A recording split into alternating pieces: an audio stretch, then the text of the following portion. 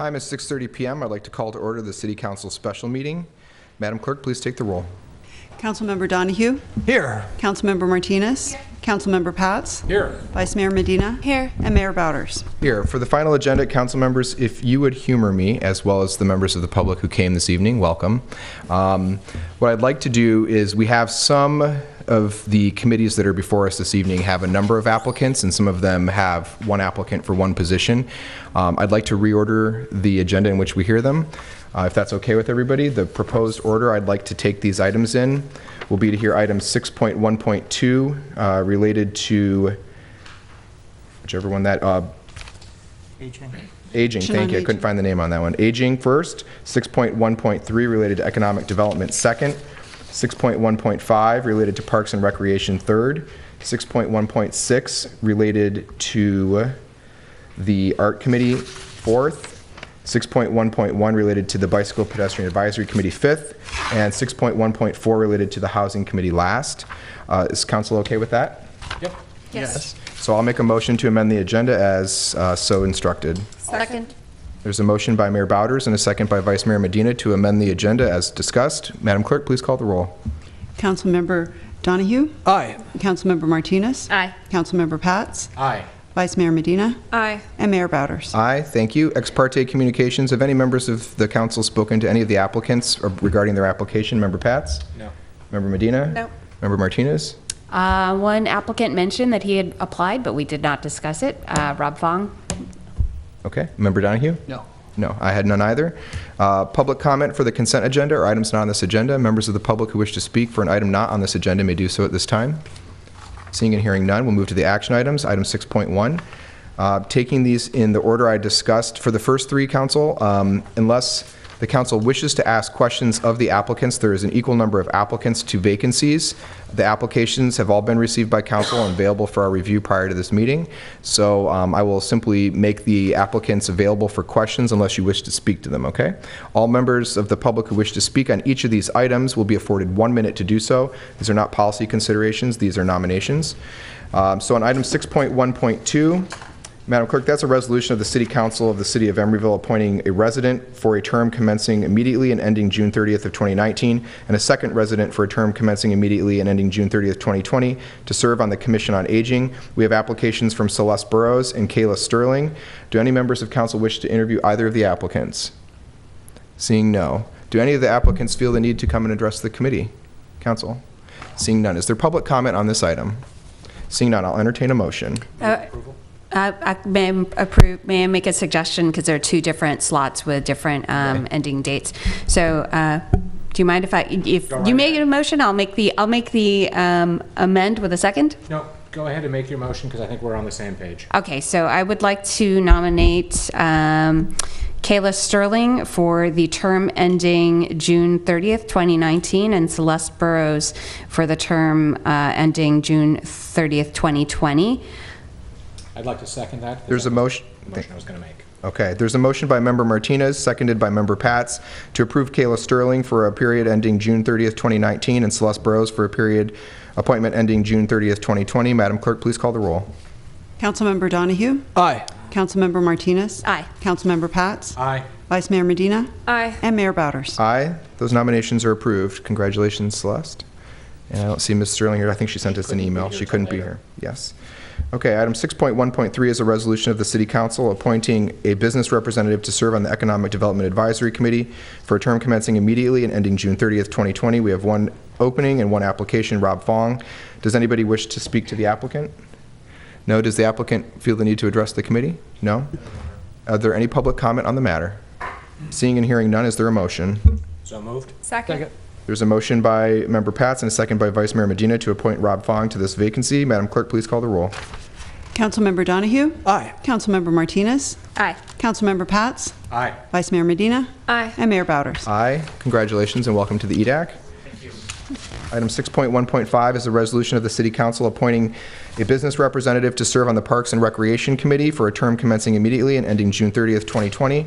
There's one opening and there's one vacancy. It's Patty Weber, who sent us a correspondence that you have in front of you, Council, as well as her application. Is there any wish to discuss the item before I call for public comment? No. Is there public comment on this application? Seeing none, I'll entertain a motion. So moved. Second. There's a motion by Vice Mayor Medina and a second by Member Donahue to appoint Patricia Weber to the Parks and Recreation Committee. Madam Clerk, please call the roll. Councilmember Donahue? Aye. Councilmember Martinez? Aye. Councilmember Pats? Aye. Vice Mayor Medina? Aye. And Mayor Bowders. Aye, thank you. So those get us through the first three that had equal vacancies. Item 6.1.6 is a resolution of the City Council appointing one business representative or resident for a term commencing immediately and ending June 30th, 2019, and one business representative or resident for a term commencing immediately and ending June 30th, 2020, to serve on the Public Art Committee. We have 4 applicants. So what I would like to do is ask each applicant who is here, if they are available, to come up. I will invite you to speak for 1 minute and just express your interest generally for serving on that committee. If council has questions, we will ask questions before we take public comment. I'll begin with Curtis Arima. Is Curtis here? No, but we did receive late correspondence from Curtis, which is, I believe, pages 3 through 10 in the supplementary packet on the dais. Next is Bryce Gaspard. Nope. Vicky Jo Stoll, I don't see her here. Nope. And Mari Suzuki. No. So council, I would offer one consideration. None of the applicants are here. This was the last agenda item, and we are only at 6:35 because we're very efficient in our work. So I can choose to skip over this, or we can choose to make a decision without anyone present since the meeting has technically begun. What would your preference be? I'd like to wait. I'd like to wait too. That's fine. Okay, so we'll pass over it for the time being. We'll move to item 6.1.1, which is a resolution of the City Council appointing a business representative and a community member to serve on the Bicycle Pedestrian Advisory Committee for terms commencing immediately and ending June 30th, 2020. So these are 2 separate positions, and my reading of this is that 2 of our applicants are residents. Are Barbara Birch and Sabra Boswick here? Barbara is here. Sabra, did I see a hand? No? Okay, and are Rachel Carnes, Audrey Smith, and Kinyin Tang here? All 3 of you are here. Okay, so I'll begin with and just to confirm, you both marked community member, but you don't live in the city, is that correct? Correct. You work in the city, okay. So we have 1 vacancy and we have 3 applicants, so we'll begin with the business representative appointment first, and I would invite Rachel to introduce herself, come up for 1 minute, and then we'll do questions if we have any. You're okay? You're perfect, yep. Okay. Hi, everyone. It's nice to meet you. I'm Rachel Carnes, as he said. I'm an environmental planner at WRA Consultants, which is just around the corner on Hollis. And as an environmental planner with a really strong policy background, I'm not only well-equipped in working with regulations and planning documents, but I also really love digging into policy. I've always been a policy nerd, and I love just analyzing it, applying it, implementing it, and forming it in creative ways. I've also lived in Oakland by MacArthur Bart for a number of years, and work and commute by bike into Emeryville every single day. So I'm also very well acquainted with the vast network of bikeways and pedestrian pathways that you have here. I have a large community of cyclists and runners. I have trained for marathons all over Emeryville and cycle recreationally. I shop and play here all the time. So I feel that I'm pretty well acquainted with some of the challenges in that system, as well as the incredible opportunities. And I am just really passionate about the cause of getting involved in that and being able to help make some of those improvements that I see as a possibility. Thank you, Rachel. Are there any questions for Rachel, or do you want me to hear from all applicants before we ask questions? Let's hear from all applicants. Okay, thank you, Rachel. We'll call you back if we have questions. Next, I'd like to invite up Audrey Smith. Good evening, everyone. My name's Audrey Smith. I'm also an environmental consultant at WRA right down the street.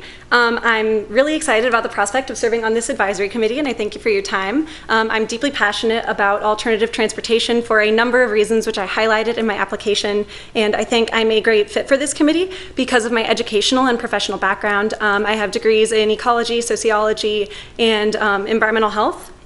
So I bring a lot of really important, unique perspectives to this with regard to policy, climate change, air pollution, many considerations that I think are very important when planning for alternative transportation.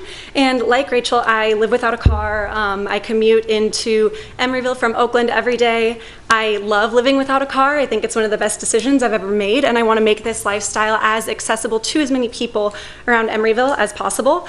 I think Emeryville shows tremendous potential. I really enjoy a lot of aspects of the bicycle and pedestrian plan. I think there's a lot of great policies and ideas in there, and I would really love the opportunity to see those policies through to implementation.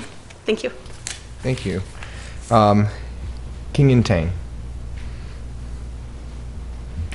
Hello. Hi. I'm a borderline representative and a person who actually lived here before. So the reason why I want to apply is because I really like Emeryville and I like the environment. And I'm an architect for a firm that has been settling here locally for almost 100 years, since 1906. So we do have a very strong community that really care about the environment and the built environment, especially in the local area.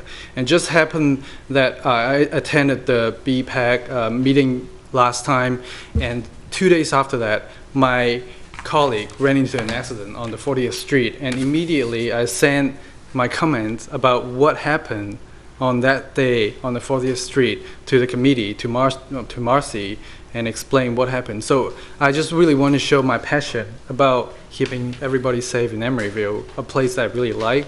And I was really happy to be, one of the citizens here, and I just want to express the, wish that I can be working with all the people in here to improve the policy. Thank you. Okay. Members, do you want to do questions? Does anyone have questions? I'll ask our representative to the Bicycle Pedestrian Advisory Committee, Vice Mayor Medina. Do you want to have any questions you want to ask? Yeah, I think we're spoiled by some really good choices here tonight. I guess I would just briefly like to ask each applicant what you see as we're doing this 40th Street redesign and talking about extending the design from Adeline all the way to IKEA, and what you really see as the potential to increase bike and pedestrian access in that area. And so if each of you can just answer that briefly, that'd be great. And I'll start in the second spot. Audrey will go first. You can come back up to the microphone, and then she'll repeat the question for you. Thank you. Really what you see as the potential to increase bicycle and pedestrian access and safety with the 40th Street redesign project. Okay, great. So I think there's tremendous opportunity there for creating multimodal transportation opportunities. I know there's a component along San Pablo, and that is a great transportation hub. You've got a lot of bus lines through there, and I think creating that connectivity to enable people to be able to bike and walk and take public transit is really key, because for some people just taking one isn't viable. I also think it's really key because it connects to a lot of really important retail corridors within Emeryville, so I see tremendous potential there. I think that would be great for local businesses, because if you get people walking and biking, I think they're more likely to just hop off and pop into a local business than if they're in a car, because it's just so much harder to stop. So I just see great potential there in terms of promoting multimodal transit as well as retail operations. Thank you. Thank you. I'll ask King to come next. I only got 1 minute. Sorry about my honesty, but so the 40th Street, there was an idea of having a left turn taken away, the dedicated left turn taken away on that. I think is a really, really bad idea. So that's part of the reason why my colleague actually got into an accident, because the cars are trying to rush through the left turn and didn't pay attention to the pedestrian and bicyclists. So that's the point that I actually mentioned to Marcy. And also, there are multiple opportunities, but we really have to think about the continuity of the bicycle lane rather than having double lane on part of the street and then split it into one directional on either side. So it should be a continuous lane so that we don't have to cross as much intersection as we have to. So just keep that as safe as possible for everybody to use that 40th Street to commute. That's my two cents of it. Thank you. Thank you. Before I call the next speaker, if you have a phone on in the room and you're listening to audio, could you take it out into the lobby so we don't listen to that while we're trying to listen to the applicants? Thank you. That's okay. I got you. Rachel, you're back.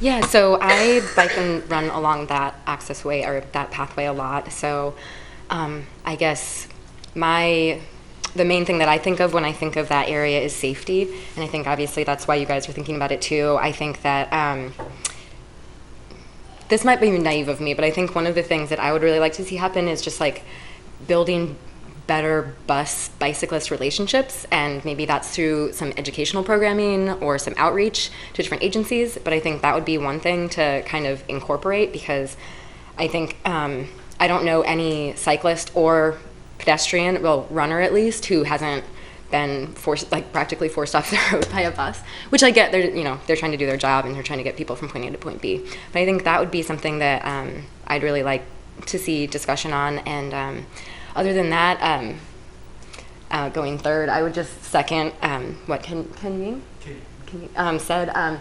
The continuity aspect would be the other thing that would be kind of forefront on my mind, of the continuity of the bike path. And I think that's really tricky. That's one of the trickiest things for cyclists, because cars don't really get it either. When bike paths change from one type of demarcation to another, sometimes the cars don't always notice it as much as they should, and that can be really tricky for a bicyclist to navigate. So that would be my 2 cents. Thank you. Do you have another question? No, that's my question. Christian, do you have any questions? Diane? No. Scott? No. I have a question. I'll begin with King for my question, so everyone's gone first. So you can come on up. The Bicycle Pedestrian Advisory Committee is one of the most active and outspoken committees in the community. He went to a meeting. You know this. They're getting the preamble, but you know this now. One of the spaces where I would like to see more work done on the committee is in pedestrian space and pedestrian information. I just want to know, everybody is a pedestrian at some point, we could say, but what experience, if any, do you have with policy or the development of policy around pedestrian uses and needs in the community, and who do you believe are the important stakeholders we need to speak to in order to develop safe pedestrian spaces? Okay. I personally have not been any of the official committees for pedestrian policy making, but I participate in the American Institute of Architects committee a lot, and that's we talked about how to make pedestrian walkway more safer for people to enjoy the environment, and how to incorporate the built environment, and so that pedestrian can actually utilize the outdoor spaces as well as the interiors. So that's kind of my expertise, because we always thought about when occupants are being inside the building and it's not too healthy for them. So how can we give more opportunities for them for outdoor activities, and that's what an architect's role is to promote that kind of activities on the outside while maintaining the safety for the pedestrians, and that's my experience about that. And I think the stakeholder that you mentioned, it's just everybody. Car has their own roles and positions on that. We have to take that into consideration, that we can't say no cars at all. But at the same time, how can we provide an environment that is safe for cars to be driving around the city, so that it continue the commute between different points of the city, while we're saving spaces, exterior spaces, and notes and outdoor spaces for pedestrians to enjoy the environment. So that's a constant conversation that architects has with city planners and council and policymakers. So that's my strength, and that's something that I really wanted to work on. Thank you. Rachel, you're next. So my connection with policy work in that way is, so what I do at WRA is I'm a CEQA planner, and so obviously that covers a whole realm of topics, but one of those is transportation and traffic, and there's also a public safety element, and so we talk a lot about access, pedestrian access and sidewalk access, and I think that there's a lot of things that can be done. I think a lot of them I see in the plan. I was really impressed with the bicycle and pedestrian plan, honestly. But I would say that improving some signaling. I love the mid-block crosswalks, but improving signaling and having pedestrian signage so that they can press a button and so that actual lights light up so when they're crossing the street, cars are aware of it.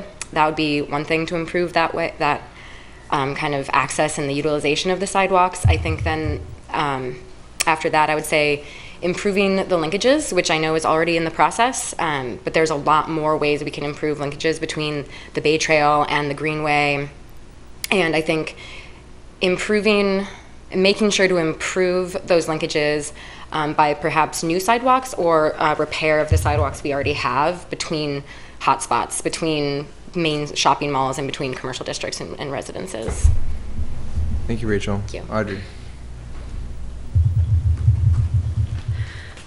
So like Rachel, I work as a CEQA planner. So as she mentioned, one of the many issues we work on is transportation and public safety. So every time I'm looking at a transportation and safety plan, I find myself thinking critically about what it takes to enhance walkability and to make sure it's safe. So this is an issue I often find myself thinking about. So I'm pretty familiar with different jurisdictions and what they're doing there and kind of what some key considerations are in ensuring pedestrian accessibility and safety. So I think my experience will help me with, I think I have good experience that is helpful in these considerations. And I think safety has been alluded to a lot, and I think absolutely that has to be the #1 priority in pedestrian accessibility. I think crossings are absolutely key. As Rachel alluded to, the lights in pedestrian crossings are very important. I know I often find myself crossing San Pablo, and I find crossing to oftentimes be incredibly difficult. And in the areas where there are signalized pedestrian lights that light up when I'm crossing, that makes me feel a lot safer. It's a lot easier. So I think expanding upon that sort of infrastructure to enhance safety and make crossing easier is absolutely key. In addition to fixing uneven sidewalks and those sorts of things, I found myself rolling my ankles frequently walking and running through Emeryville. So I think there are certain areas where we can focus on improving just the evenness of the sidewalks. And I think when I was looking at the plan, one aspect it mentioned in the vision statement is the plan aims for making pedestrian and bicycle infrastructure enticing. And I think, obviously, as we've mentioned, safety is paramount, and that's the #1 consideration. But I think the one shortcoming of the plan is that it doesn't place enough emphasis on making it enjoyable to bike and to walk. And I find even if it's safe to walk, if I'm walking alongside cars just going by me at top speed, it's not a very pleasant experience. And for me, I don't have a choice. I don't own a car, so I'm going to walk. But for many people, they're going to make the decision to just drive instead because it's not a pleasant experience. So I think that's really key. To take different design considerations and basically make it a pleasant, enjoyable experience to walk. And I think some key stakeholders we need to engage in the conversation around pedestrian facilities are senior citizens, first and foremost. We need to be engaging people of low socioeconomic status who maybe have to walk because they have no other option. And then I think it's also important to engage women because I know as a woman sometimes I don't feel safe walking at night. So I think those are some key stakeholders we need to be engaging. Thank you. Okay. This time I'll open this item for public comment. Any member of the public has 1 minute to speak on this application. Seeing none, I'll bring it back for discussion. I'll start with Vice Mayor Medina. Yeah, as I've mentioned, we're pretty spoiled for choice. We have 3 applicants who all have very strong backgrounds and have said a lot of the right things about what our vision is and what BPAC is currently working on in our general plan and our bike pedestrian plan specifically. And I really want to thank all of you for applying, for being so thoughtful in your application, and encourage you, we can only choose one, to keep applying though, because I do think there are spaces for you on our committees in Emeryville. That said, does anyone else have more discussion? If you have somebody you'd like to Yeah. mention, you can, but I'm going to ask everybody to speak before we take a motion. So. Right. I'll let everyone speak before I make Okay, a motion. Member Pats? I'll be brief. I share Member Medina's belief that we have 3 strong candidates, and I'm excited to have you join the BPAC, if not at this time in the future. So that's where I'm going to stop. Okay, Member Donahue? I'm going to take a coin and flip to make my decision. 3-sided coin? Well, you can do it, in series. And He's right. He's right. Okay, Member Martinez? I think we have 3 very experienced applicants, and I think we would be well served with any of you on this committee. Nobody wanted to throw a name out. I know you're going to. I'll do but it. I have somebody I liked. Go for it. But I'm not going to make a motion necessarily. I just want to thank all the applicants again for coming and presenting yourself and making yourself available to our city. And as the Vice Mayor said, we have openings like this that come up regularly, and so we can't always appoint everybody, but opportunities represent themselves, and we hope that you will come back. So I'm interested to hear what you think. I was going to make a motion for Rachel Carnes. Okay. Is there a second to that motion? Second. Okay, there's a motion by Vice Mayor Medina and a second by Member Martinez to appoint Rachel Carnes to the business representative spot on the BPAC. But really, I'd be honored to hang out with any of you for 3 hours one Monday a month. I'm sorry, can you guys wait till Scott has flipped his coin? No. Madam Clerk, please call the roll. Councilmember Donahue? I'll support that. Councilmember Martinez? Aye. Councilmember Pats? Yes. Vice Mayor Medina? Aye. And Mayor Bowders. Aye. Congratulations, Rachel. And to King and Audrey, I hope that you will consider reapplying when we have another opening again. Okay. And now we're moving on to the resident position on this committee. Did Sabra show up? No? Okay. Barbara, would you like to come and introduce yourself? While she's walking up, Mayor, I would remind all of our applicants that we will hold your application on file for a year, and we frequently have unexpected vacancies. Hi. Hi, I'm Barbara Birch. I moved here in 2014. I moved to the East Bay. I chose Emeryville specifically because I want to bike and walk and take public transportation. And I think what makes me a really strong candidate for this position as a resident is that I really do walk a lot of places, so I know all the intersections and I notice things. For example, while I'm here, I will remind you that the overpass at Powell Street is a disaster, and at the very least it needs handrails on both sides. I can also give you the perspective of an older person who's not fit. I do bike, but I avoid a lot of places because I'm just not a fast biker. And so maybe you want the perspective of somebody who isn't a commuter, who isn't young, who is viewing the biking situation from a different perspective. Thank you. Thank you. Are there any questions for Barbara? No, I have. I'll wait till public comment. So is there any member of the public who wishes to speak on this application? Celeste? Yes. You have up to 1 minute. I can speak on behalf of a You, candidate. you can speak on behalf of a candidate, Okay, sure. so I've been on the BPAC for many years, and we've always had very strong bicycle representation and very limited pedestrian representation. And I think this time, yeah, for the first time, we have an applicant who really does a lot of walking for enjoyment and as well as for transportation through Emeryville. And Barbara's also participated in the bicycle and pedestrian tour we had and made several suggestions at that time. So I would support her candidacy. I think she'd be a great addition to the BPAC. Thank you, Celeste. Is there any discussion by members? I have one comment, which is, with no disrespect to any other applicant on the agenda, your application by far was my favorite for all the committees.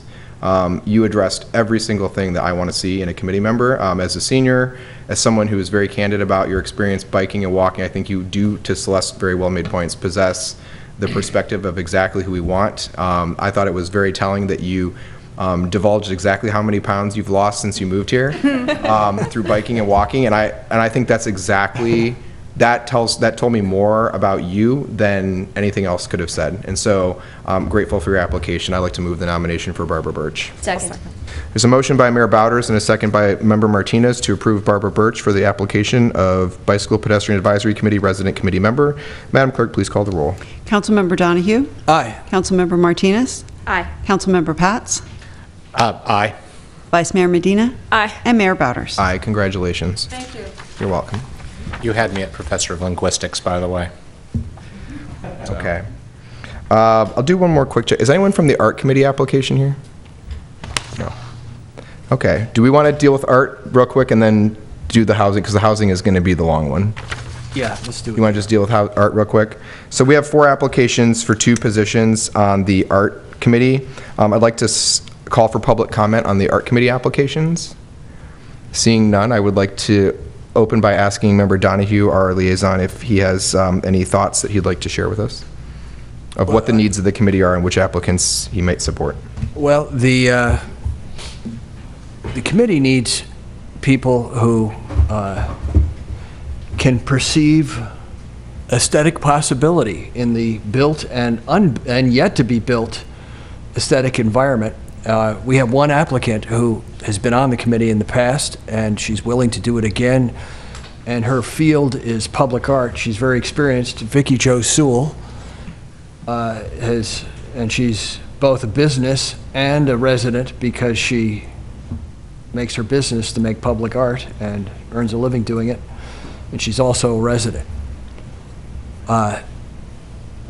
We have, very strong candidates in their resumes, the other candidates. So I just have to say that the quality of people we're getting on our committees has gone up since I've been a council member. It's really fabulous to see what's happening.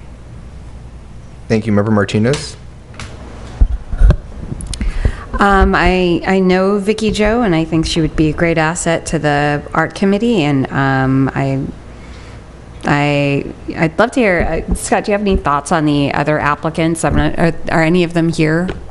No, we've called them 3 times. I Okay. have nobody. Did you have any thoughts on these applications, Scott?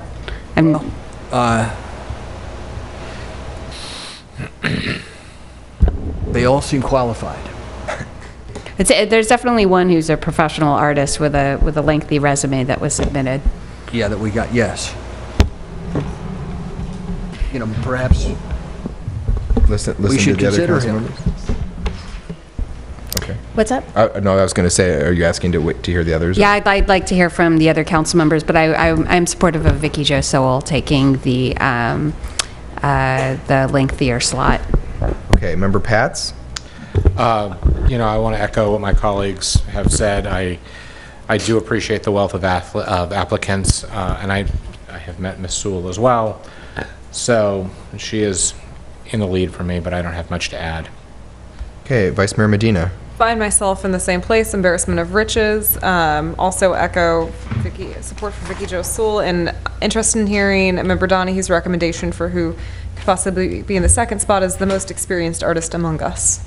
Okay, I am going to sound like a broken record. I know Vicky Jo very well, and she's been an artist here for 38 years, has contributed a lot of public art to this community, and is very engaged in the community garden, the housing work we do here, and I think she would be an excellent applicant to reappoint.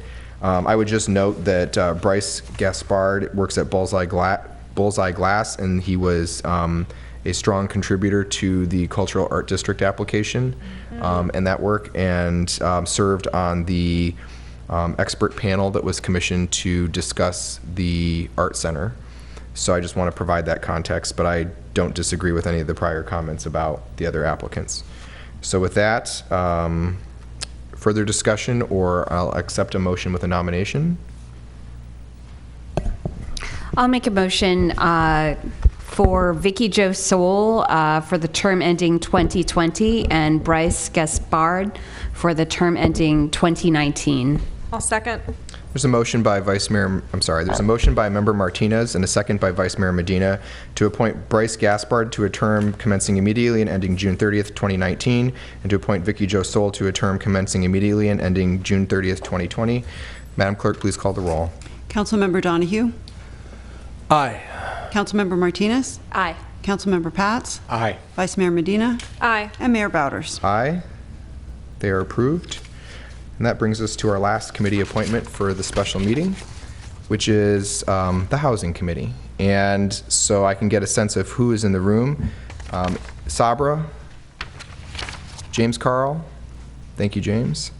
David Fung, no? Bill Reuter, when you raise your hand when I'm calling names, people think that's you. But thankfully I know who Bill Reuter is. Okay, Sandra Guzman. That's okay. Ann McCarty, sorry about that.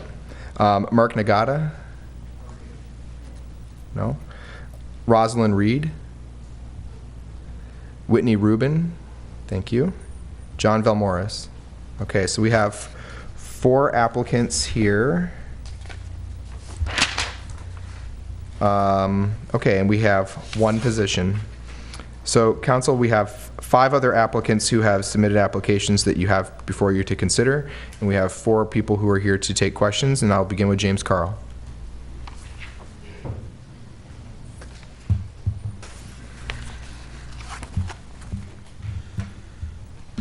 Good evening. I'm James Carl. I've lived in Emeryville now for 4 years. I'm retired, but I've had many years of experience in working with policy issues, both at the county level, at the federal level, and with the United Nations at the international level.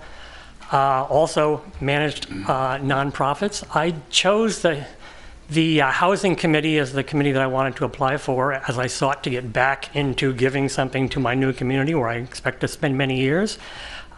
Because as we all know, it is probably the single most critical issue that is facing the city, the area, the whole region at this time. And it's an exciting time to be involved with it, with the passage of Measure C and hopefully the passage of Prop 1, Prop 2, and Prop 10 in the next election. And I think one of the things, other than what I believe is an intelligent approach to policy issues and the ability to look at the issue from all sides, is the fact that I don't have a dog in this fight. I'm not a landlord, I'm not a renter, I don't qualify for any below market rate anything, I'm not homeless, so I can go into this without an agenda and face, look at the issues from everybody's perspective. Thank you. Thank you, James. Ann McCarty. Hello, I'm Ann McCarty. I'm a realtor, and I have lived and worked in Emeryville for the last 5.5 years. And I wanted to get involved in politics, and I was inspired by the women's movement, and I said, well, I want to run for city council. So the next best thing maybe was to be on the housing committee, which I certainly have experience with that as both representative for buyers and sellers. And I also, my passion is really about affordable housing and the crisis. And then also the fact that I am a renter, I would like to be involved with bringing up the conversation on rent control, as right now Emeryville doesn't have any. And I think I could see it from the side of the renters and the owners, because I deal with both. And I also am very passionate about the homeless crisis. And I do live on 39th and Adeline, right next to the new affordable housing project, which I think is really admirable. So I would like to serve. Thank you very much. Thank you, Ann. Whitney Rubin. Hi.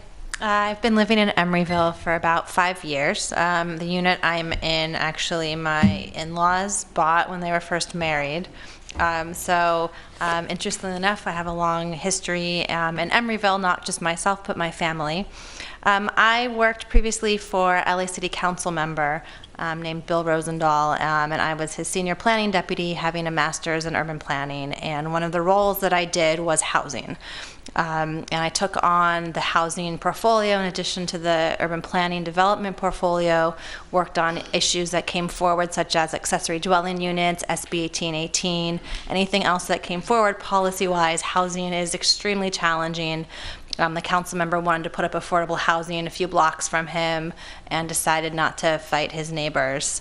And so as a result, that project did not move forward. We did approve other projects during his term, but housing is one of the, as you can see how many applicants there are, it's extremely challenging.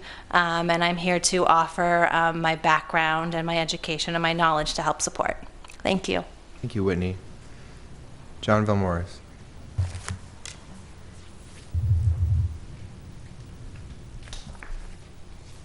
Good evening. The reason why I'm here today was there was a fire about several months ago, and it happened twice to an apartment building.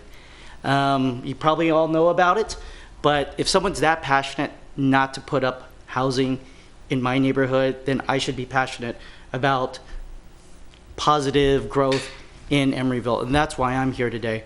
I have experience with selling homes I don't do it now. Selling homes here in Emeryville, I'm for positive growth, and I've seen what has happened in rent-controlled areas living in San Francisco.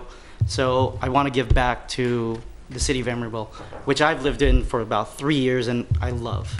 So thank you. Thank you. Members, do you have questions for the applicants? They can be for individual applicants or for all of them. We'll start with Member Martinez. I'm going to do this. Applicants, if the four of you could just sit in the front row so we don't make you walk all the way back to your seat 3 or 4 times, because I will have a couple of questions too. I'll just spare you the pedestrian workout.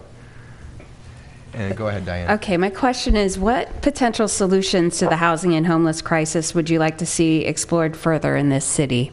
Okay, and we'll begin with Ann. I'm sorry, could you repeat So that? what potential solutions to the housing and homeless crisis would you like to see explored further in this city? Well, I think there should be, my feeling, I don't know how to implement it, is that there should be a building created for homeless, and or some kind of space that's already here that could be devoted for homeless to live in and get them off the street. And possibly, I would also like to see within that rehabilitation, because a lot of the homeless I see are probably on drugs. Okay, Whitney? I know that Los Angeles, especially Venice, has implemented partnerships with storage facilities so that they're able to store homeless belongings during the day or at night, and it worked really well. They also have temporary shelters and supportive services as well. Some other creative ideas that I do not know enough about but are interesting are tiny homes that are popping up to help find and give people shelter. I think also one really important thing is we're also a city among many other cities, so figuring out how to coordinate, and some cities have an easier time and a harder time working with other cities, but that's also a huge part of it because Emeryville is just one little piece to this larger puzzle. Thank you. Thank you, John. Based on my experience, there's a reason why people are homeless, and I would focus more on the problem. I've had experience working in soup kitchens and shelters, so I would emphasize possibly bringing more public funds and exposure to those kind of facilities. Temporary shelters would work. I do live right by the area where most people have encamped, so I do know that's a big concern for everybody. James. Do you go by Jim or James? Oh, wait, Jim. Okay, Jim. Well, as far as the first or the second part of the question, which had to do with affordable housing, I think we need more below market rate housing as much as we can convince builders to include in their projects, as well as looking at the possibility of rent control and rent control that is meaningful, or let's say is fair to both the renter and to the landlord. As far as the homeless population goes, I think there are attempted solutions, let's say, going on in many communities.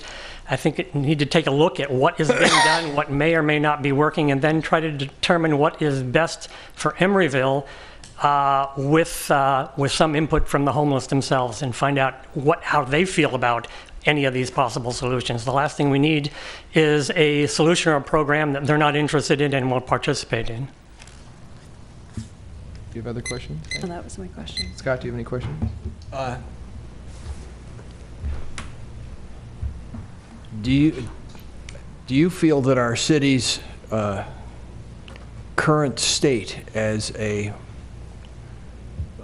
provider of affordable housing is good, not so good, needs a lot of help? Okay, so asking to opine on this current status of how we're doing on affordable housing? Yes. Okay, we'll start with Whitney Rubin, please.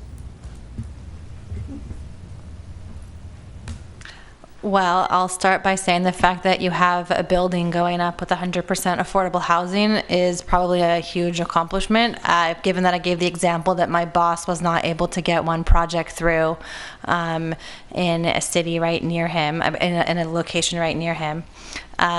So I would say that and it's extremely challenging, and that the city has been doing a great job. And it's not easy, so in some ways the city can do what it can do with the resources it has.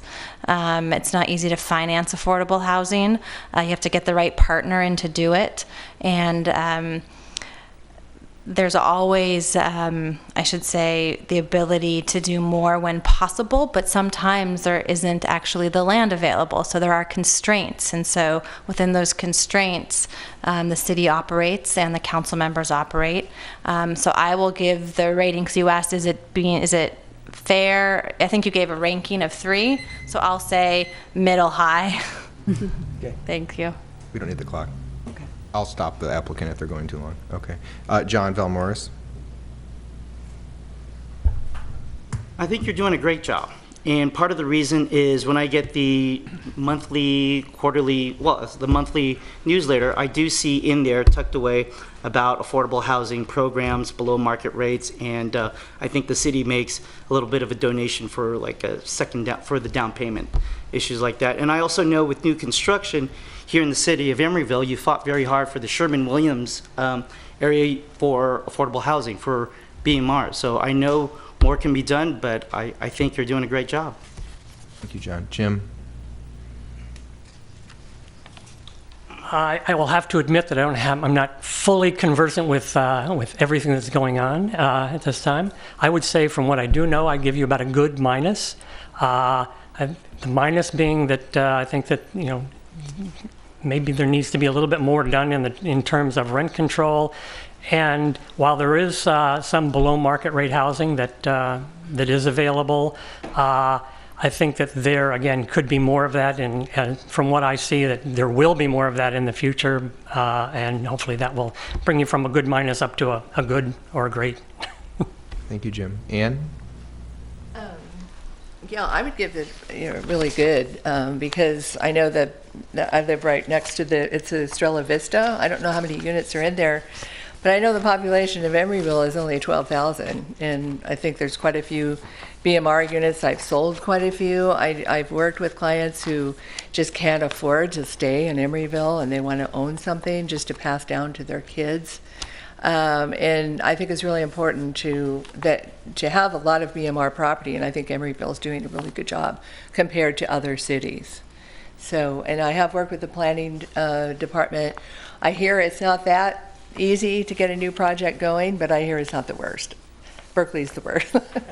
So anyway, I think it's a good job. It is the worst, isn't it? That's pandering. Thank you, Ann. Oh, no, she got a +1 for that. Okay, anyone else have questions? You have a question? Go ahead. I do. Yeah. I've heard rent control brought up a couple of times, so I'd like to ask each of you what your thoughts are on Costa-Hawkins and Proposition 10.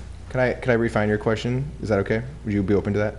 Because it's going to be on top of something I was going to ask. Okay. Pile it on. So rather than asking so broadly, could we ask what they think about rent control in Emeryville?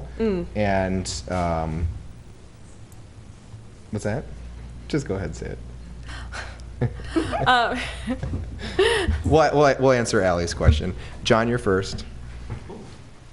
Can you rephrase the question since I messed it up for you? Go ahead. Yeah, what are your thoughts on Costa-Hawkins Act and Proposition 10? I'll be honest with you, I don't know what that is. That's why I was trying to. Well, I wanted to know that. Okay, that's what I see. Okay, so okay. That's fine. That was her question. That's my question. That was the question? That's the question. That's part of it. Yep. My answer. Okay. Thanks. Jim. I also don't know what Costa-Hawkins is, but as far as Proposition 10, I am a supporter of Proposition 10. Anything that gives local government more power to deal with the issue in their own community, and that sort of the smear campaign that's going on television against Proposition 10 implies that communities cannot use this authority wisely, which I don't believe is true. Thank you. Ann? Well, if you don't know what Costa-Hawkins is, then you obviously don't know about Proposition 10, because that's to abolish the Costa-Hawkins Act. As she told the rest of you, she already Which knew what it I was. personally feel is bad enough. I mean, it's stringent enough. And this new proposition is going to be even more stringent for landlords. And the proposition is that all landlords are these big corporate entities, which they're not. They're mostly just people just like you and me, that wanted to buy a property for an income for their future to rely on as income or leave to their kids. And that's I think it's about 80%. And right now, you can't ask a tenant to leave, you have to evict them. Right now, I think it stands that you can actually move into your own property again without evicting. But that's the only rule that now will be abolished with Proposition 10. You won't be able to move back into your own property if you had to move out of state and rent your place and want to move back in. You will have to evict your tenant if they don't want to leave. And so I think with rent control too, I think it's important to have a realtor. I'm a member of the Berkeley or Oakland Board of Realtors, and we are vehemently opposed to Proposition 10. It's not going to help the housing crisis at all. It's going to make it worse. And to create a whole new government agency to take care of these rentals in every part of the state is going to be a huge burden on the taxpayer. We're going to have to pay these people. Who knows what they're going to decide to do. They can dictate your rent. If you're a renter, like I'm a renter right now, I pay a pretty hefty amount in Emeryville. I don't want it to go up. I do think there should be some rent control because I did have it go up immensely a couple of years ago. And I think that's what's happening. A lot of times if there's no rent control, the landlords do think, oh, well, I'm going to jump on this. Where if there was something that was fair to both the tenant and the landlord, that's what I would be happy to be involved in research. So that's my feeling. Thank you. I have a follow-up question for you, Ann. Okay. Do you believe in local control, and do you think there should be limits on local control? I'm sorry, what? Do you believe in local control as a philosophy or a policy, and do you believe there should be limits on local control? Limits on local control? Well, you mean like the city of Emeryville imposing their own rent control? Is that what you mean by just local control as a, that's Ann's seat, actually. She's up right now, sorry. Just as a general philosophy, the ability of local governments, should local governments be able to decide differently from one another how to enact a policy, or should there be uniform policy across the state that applies to cities on housing? I would actually like a control policy across the state, but not what they're proposing in Proposition 10. And I don't really feel that government agencies should be the ones telling people what they can charge for rent if they own. Is that answering your question? Yes, that answers my question. Thank you, Ann. I did not know what the two were. No, I didn't. I haven't followed the legislation for a while on affordable housing. When I was in city government in Los Angeles, any housing issue would bring hundreds and hundreds of people. There was always two sides to the story. It was never easy for a decision to be made. How do I feel about rent control was, I think, the question, correct? I think, like everything, the job of people on a housing committee and council members is to look at all the different stakeholders and how the different proposals and policies will affect them, and try to come to the solution that no one is happy about, because usually that's the solution that at least gets somewhere. That's at least from my experience. If you make everyone happy, you're not really getting somewhere, but if you make at least both sides unhappy, you're getting somewhere.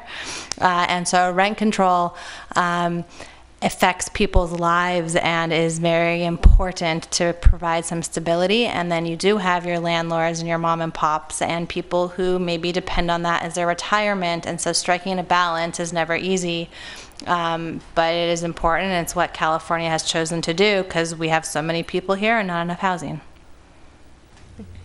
Thank you. And sorry for the gotcha question, but I think it is actually important to know that it's okay to ask for terms. In the housing committee package, you're going to get a lot of stuff that, unless you're, our mayor, not everyone's going to know all of the terms in every single packet that goes to housing or planning commissions. And I frequently have to Google things and look up things. And so I did want to know what the level of transparency was going to be with that. So thank you. I'm not going to ask a question. So at this point, I would open it to public comment. Members of the public who wish to speak on the applications before us may have 1 minute to do so. Seeing and hearing none. For discussion, I'd like to start with Member Pats. I actually had a question. You do, I'm going to move on, though, because I can bring them back up for the question. No, that's good. I'm good. Come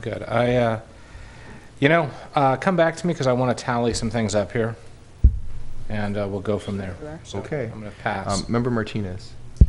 We have so many great applicants, and I feel we'd be well-served by any of you on the committee. You all bring such different perspectives and different talents. I do think that, Whitney, I really appreciate your policy acumen and your experience. I grew up in Los Angeles, so I know it's not an easy place to make anyone happy.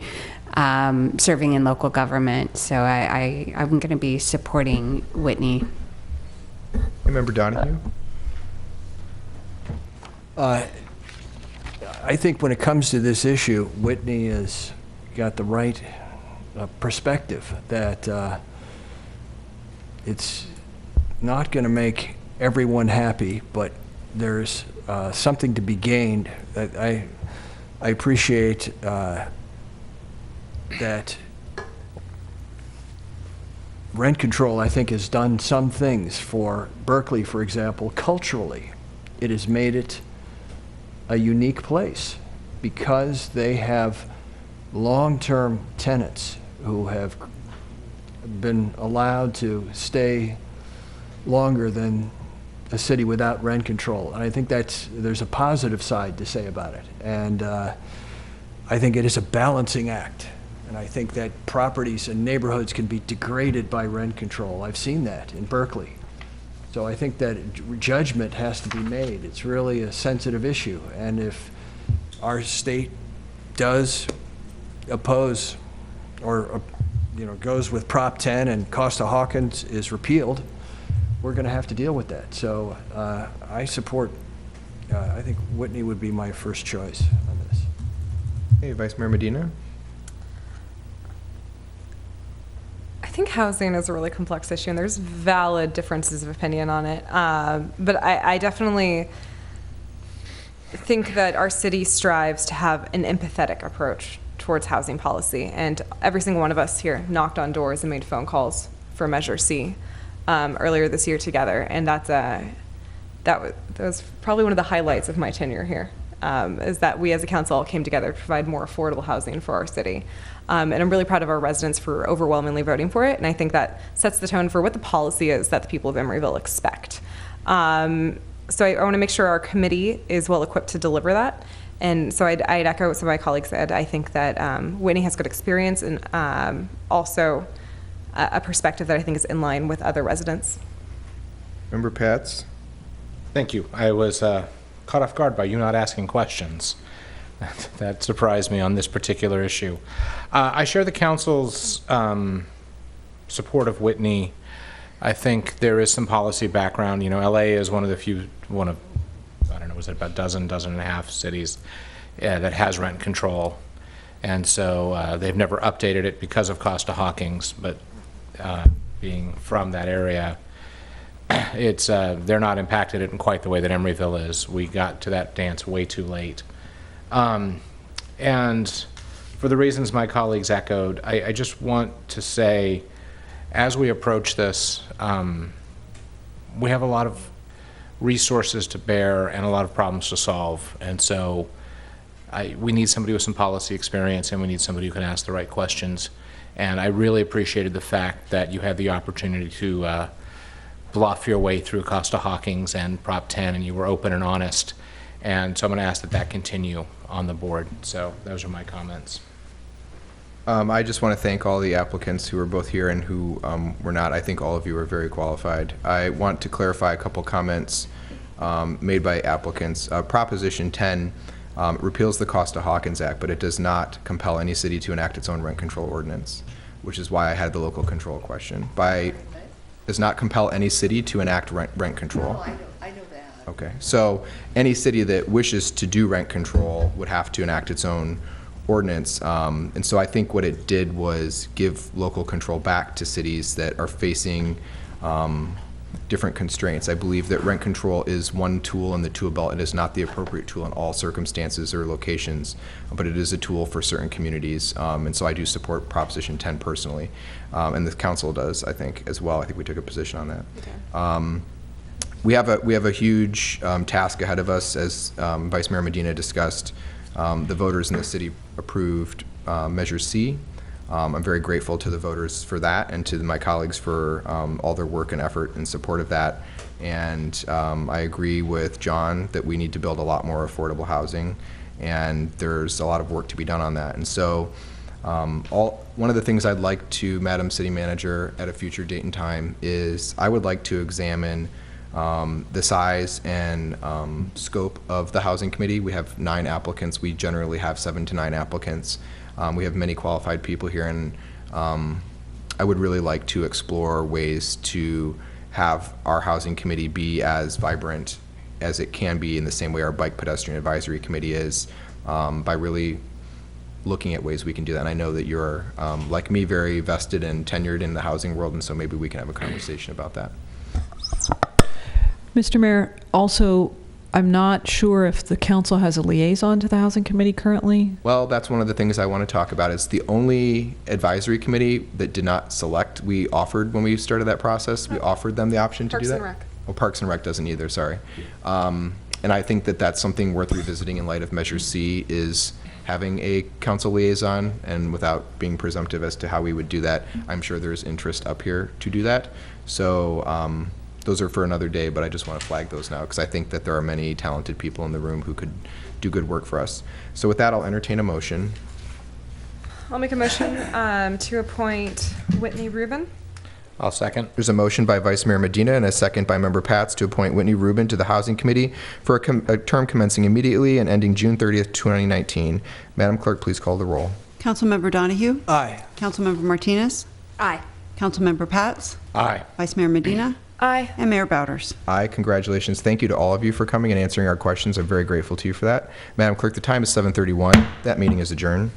Madam Clerk, the time is 7:31. I call to order the City of Emeryville, a successor agency to the Emeryville Redevelopment Agency. Please note that all members are still present, Madam Clerk. Take a motion to approve the agenda. I'll make a motion to approve the final agenda. Second. There's a motion by Mayor Bowders and a second by Vice Mayor Medina to approve this agenda. Please call the roll. Councilmember Donahue? Aye. Councilmember Martinez? Aye. Councilmember Pats? Aye. Vice Mayor Medina? Aye. And Mayor Bowders. Aye. Ex parte communications, seeing none. Public comment for the consent agenda or items not on this agenda? Seeing none. Consent calendar, is there a motion? So moved. Second. Motion by Member Martinez, second by Member Donahue to approve the consent calendar. Please call the roll. Councilmember Donahue? Aye. Councilmember Martinez? Aye. Councilmember Pats? Aye. Vice Mayor Medina? Aye. And Mayor Bowders. Aye. There are no action items. Madam Clerk, the time is 7:32. That meeting is adjourned. Madam Clerk, the time is 7:32. I call to order the City Council of the City of Emeryville. Please note that all members are still present. I'll take a motion to approve this agenda. So moved. Second. I have a motion by Member Martinez and a second by Member Pats to approve this agenda. Please call the roll. Councilmember Donahue? Aye. Councilmember Martinez? Aye. Councilmember Pats? Aye. Vice Mayor Medina? Aye. And Mayor Bowders. Aye. Where is Lisa? Do you have something for me?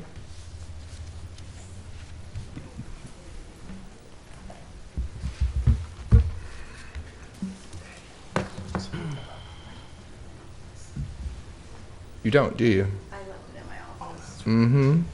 That's why we don't have nice things. Okay, I'm going to skip item 4.1, which is introducing our new city manager, because the bulleted points that this human resources director was supposed to give me are on her desk.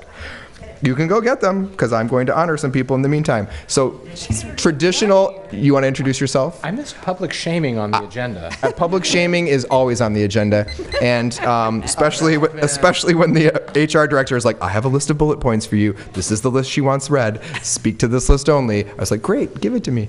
I apologize, because I continue. I'm not going to apologize. So what I'd like to do, since I know she's going to be very brief and very humble about it, and I'm going to allow you that as a courtesy, because normally I wouldn't do that. I would like to introduce our new city manager, Kristine Daniel. Kristine began on September 24th here, and she comes to us from the city of Oakland with prior experience in the city of Berkeley and other good places. And we are all up here very grateful to have you as our city manager. And I know that I don't think I'm alone. We have all received nothing but compliments for our selection and decision. It's too late, Lisa. We've received nothing but compliments. And so at this time, I would like to offer you the opportunity to introduce yourself to the community. Thank you, Mayor and members of the council, and good evening to the members of the community who are here. It's just an absolute thrill to be your city manager. I'm so excited to join this team. It's my second week on the job, and it's really been a joy. This organization is warm and welcoming. This community is warm and welcoming, and I'm really looking forward. There's so many exciting projects that are already underway. And I think the leadership of the council and the list of goals that you set for the staff last year has really been a great driving force. The team has really gotten behind it. I'm personally, it's been thrilling to sit through these interviews. I'm very excited about the housing bond. As the mayor mentioned, it's a personal passion of mine, so I'm really grateful to join this community and help move that forward. As the mayor mentioned, I do come to you most recently from the city of Oakland, where I was the assistant city administrator. Prior to that, I was the city manager of the city of Berkeley, and before that, I was the deputy city manager for the city of Fremont. So as you can tell, my heart is in Alameda County. I've lived here for a very long time. On Saturday, the mayor introduced me as having a wealth of experience, which I said actually just means I'm old. But I really enjoy this county. I particularly enjoy the many issues, working on the many issues that face Alameda County and the East Bay. So it's a thrill to be in my fourth city in Alameda County. I thank you so much to the members of the council for choosing me. Really great to be here. We're very glad to have you. Please join me in welcoming Kristine.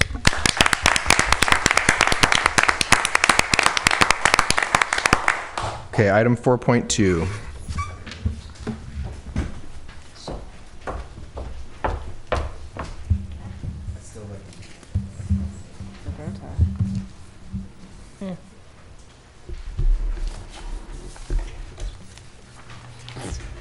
So we have the opportunity tonight to recognize long-term city employees of the city of Emeryville.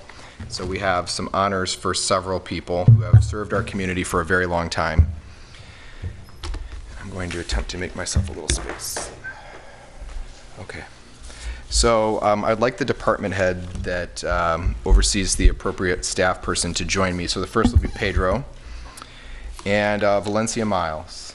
Where's Valencia? Hey.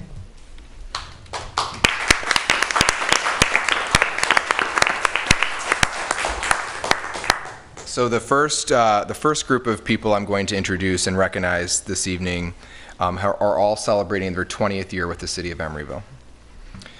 Valencia has worked over the last 20 years at the Emeryville Child Development Center as a teacher. She is well respected by the other teachers and has been a great mentor to the teachers at the ECDC. She is a teacher who goes above and beyond her call of duty. She helps to guide her coworkers, and she helps them to enhance their skills. She's a very loving, nurturing teacher who has integrity for the work that she does. She's very supportive of the children, families, and staff here in our city.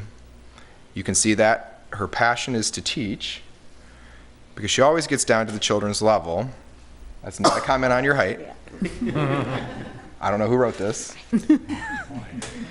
She always gets down to the children's level, and she works with them wherever they are in their development so that a child can grow and thrive.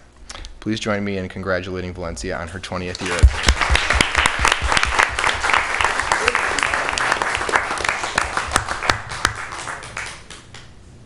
The clerk is going to take photos this evening.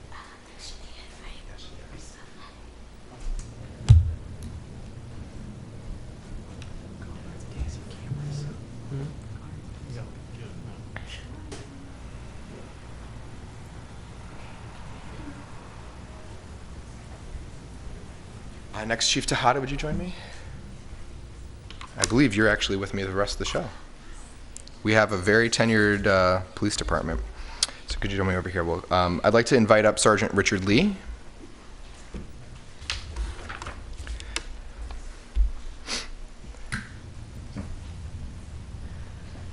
Sergeant Richard Lee is one of the 3 Lees in the department.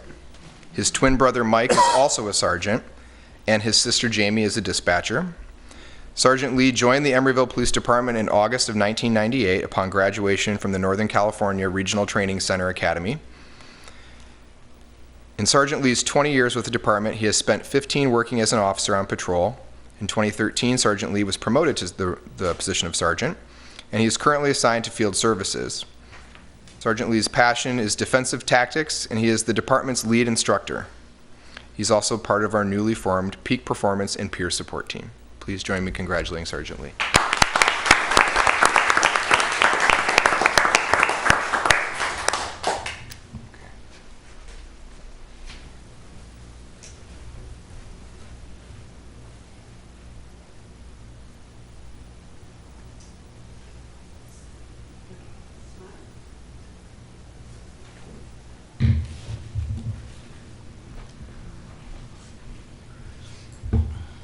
Sergeant Robert Alton.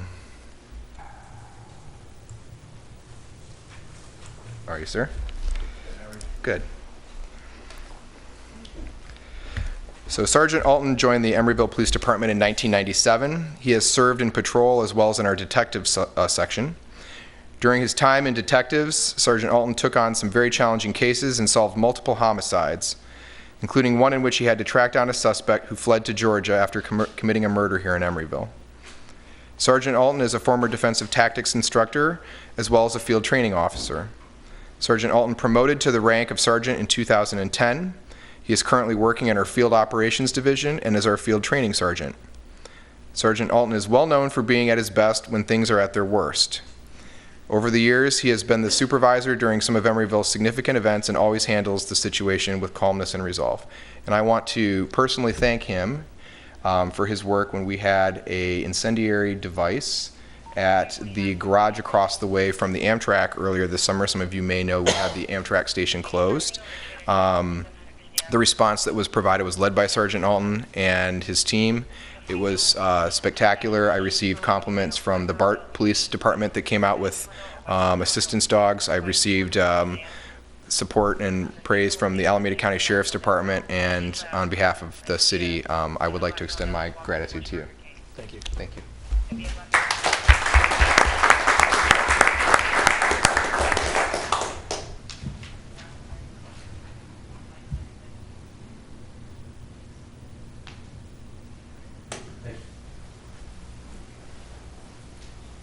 Officer Jason Krymsk.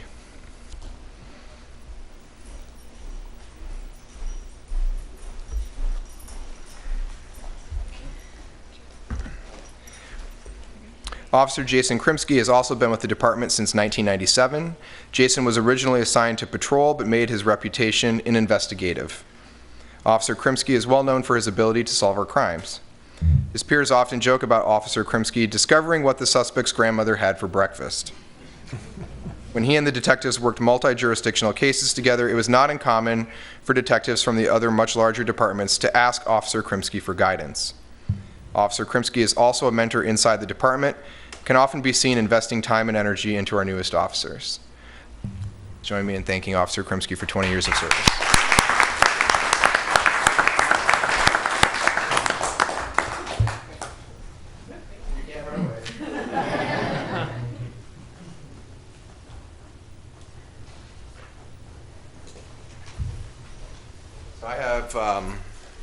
We have two more people who are not here who we're going to just recognize real briefly. So we have two people who, we have three total. Two other 20-year members who I'd like to acknowledge for the benefit of the public. Sergeant Mike Lee, like every good twin, stayed close to his brother and also joined the department in 1998. Sergeant Lee also graduated from the Northern California Regional Training Center Police Academy. Except for a brief stint in our detective section, Sergeant Lee has been assigned to our patrol division for most of his career. In August of this year, Sergeant Lee became our newest sergeant and is assigned to the patrol division. Sergeant Lee's passion in training our officers and is currently our lead range instructor. Sergeant Lee also recently volunteered to be a member of our Peak Performance and Peer Support team. So please join me in thanking the other Lee. And then the one that I'm really disappointed isn't here because this is the greatest write-up. Officer Eric White. Officer Eric White graduated from the Northern California Regional Training Center Academy in 1997. Officer White and Officer Krymsk were classmates and formed a friendship that has lasted and spanned their careers. When Officer White graduated from the academy, he was assigned to the Field Service Division, where he took on the auxiliary role as the department's school resource officer. To this day, adults who he used to be a resource for in school thank him for what he did for them more than 15 years ago. Officer White was also in the investigative section. A fun fact about Officer White is he played 3 seasons in the NBA and had the unbelievable task of guarding Michael Jordan for about 3 minutes. He gave up so many points in that time that he was taken out of the game. I'm sure he would appreciate us telling everyone that. So please join me in thanking Officer White. Okay, we have one person for the 25-year award, Sergeant Kevin Goodman.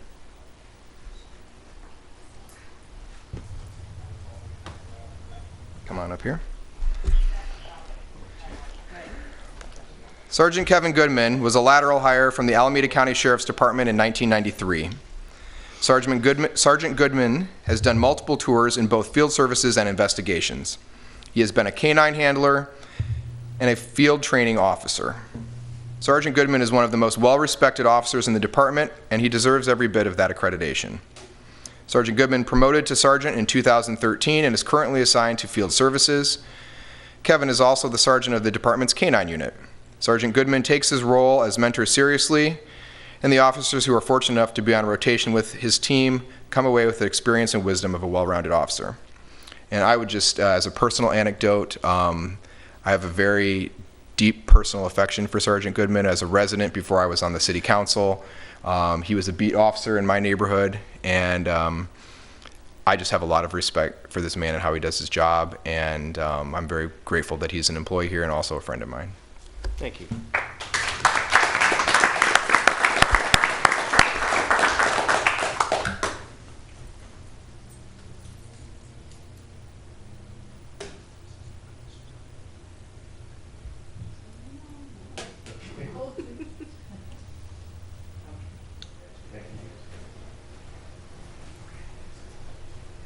On to our 30-year awardees, and we have two people who have worked here for 30 years.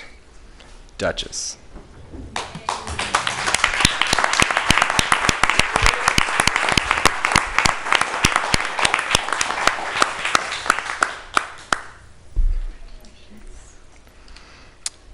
Dispatcher Duchess Bouzet joined the Emeryville Police Department in January of 1988 as a dispatcher.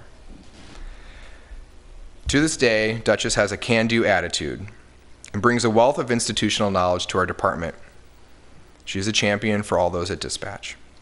She has also spent time in the administration division, but a majority of her 30 years has been as a dispatcher in the communications center here at EPD. Ms. Bouzet is currently one of our dispatch trainers. She has proven herself to do a tremendous job in that capacity.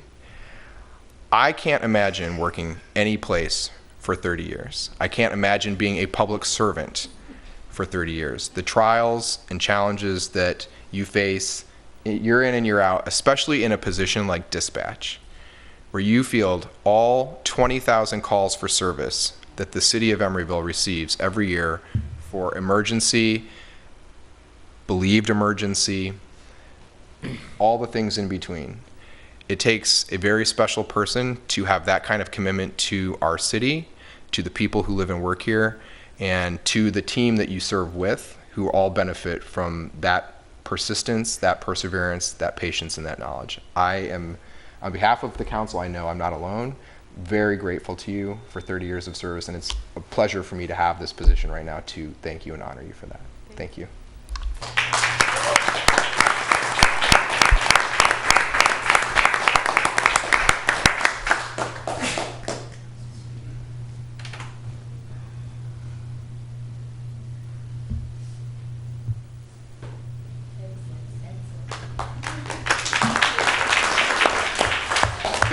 We have one other person who worked here 30 years. She's not here this evening. She's notorious for that, I'm told, too. Eileen Berkland. And Eileen started her career with the City of Emeryville's Finance Department as an account clerk. And she was promoted to senior accounting technician. Over the past 30 years, Eileen has worked on every desk in the Finance Department, which includes the accounts payable, the payroll, accounts receivable, business licenses, and taking on the task of the senior accountant's desk in their absence. The list goes on and on with the accomplishments she's provided us in finance over those years. One of her greatest accomplishments included establishing the revenue desk, creating the tasks and training staff to ensure that the city's revenues are properly recorded, something we can all be thankful for. Eileen is a very valuable member of the finance team, and her continued contributions are vital to this city's success. She's not here tonight, but like Duchess, I just have an immense amount of gratitude for anyone who serves in public service for 30 years. So thank you, Eileen.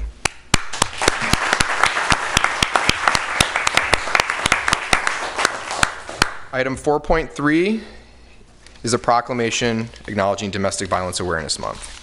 And I'd like to invite Carolyn Russell or Vivian Irving to join me up here.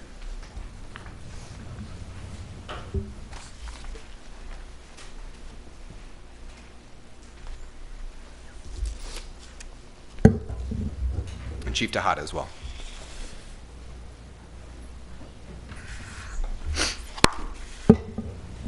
So this is a proclamation proclaiming the month of October 2018 as Domestic Violence Awareness Month in the city of Emeryville. Whereas domestic violence is a pattern of abusive behavior that a person exerts against an intimate or former partner, using fear, intimidation, and isolation to gain power and control over them, and which takes many forms, including emotional, economic, and sexual abuse, and may involve threats to children or pets. And whereas domestic violence remains a devastating public health crisis where 1 in 4 women will be physically or sexually assaulted by a partner at some point in their lifetime. And whereas when a family member is abused, it can have long-term damaging effects on the victim that also leave a mark on the family, friends, and the community at large. And whereas children exposed to domestic violence without receiving needed interventions are at a higher risk for failing in school, developing emotional disorders, engaging in substance abuse, and perpetrating violent behaviors themselves later in life. And whereas the problem of domestic violence is not confined to any one group of people, but rather crosses all economic, racial, gender, educational, religious, and societal lines, and sustained by societal indifference. And whereas victims of domestic violence should have access to medical and legal services, counseling, emergency and transitional housing, and other supportive services so that they can escape the cycle of abuse. And whereas the organization A Safe Place has served victims of domestic violence here in Alameda County for over 35 years. And whereas the mission of A Safe Place is to end domestic violence by providing battered victims and their children with safe shelter and resources to aid in the breaking of the cycle of violence through outreach and education for at-risk populations and diverse communities.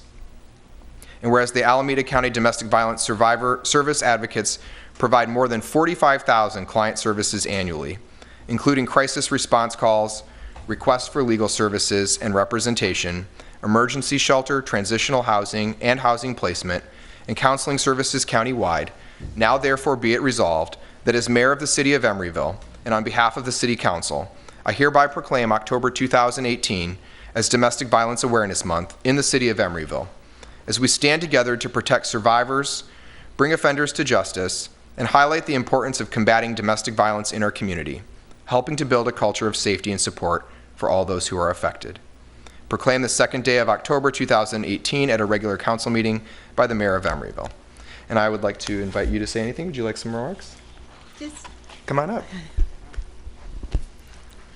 I would like to thank Emeryville for the proclamation and everyone to know that the job of domestic violence, we're working on it. It's a lot more work to be done, and it's one of the most rewarding jobs that I have had in terms of being able to see someone come in a really critical state, and 90 days later, at least they can walk and square their shoulders and have an outlook that they can definitely make it. And with all the support and the help from you all, we are so grateful. And so on behalf of A Safe Place, I'd like to say thank you so much.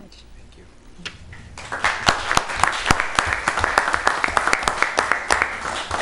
Mary, can you get one photo with You're welcome.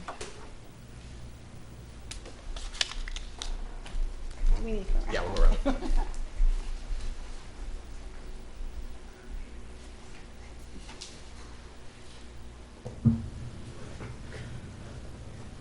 Thank you for coming, for all your work.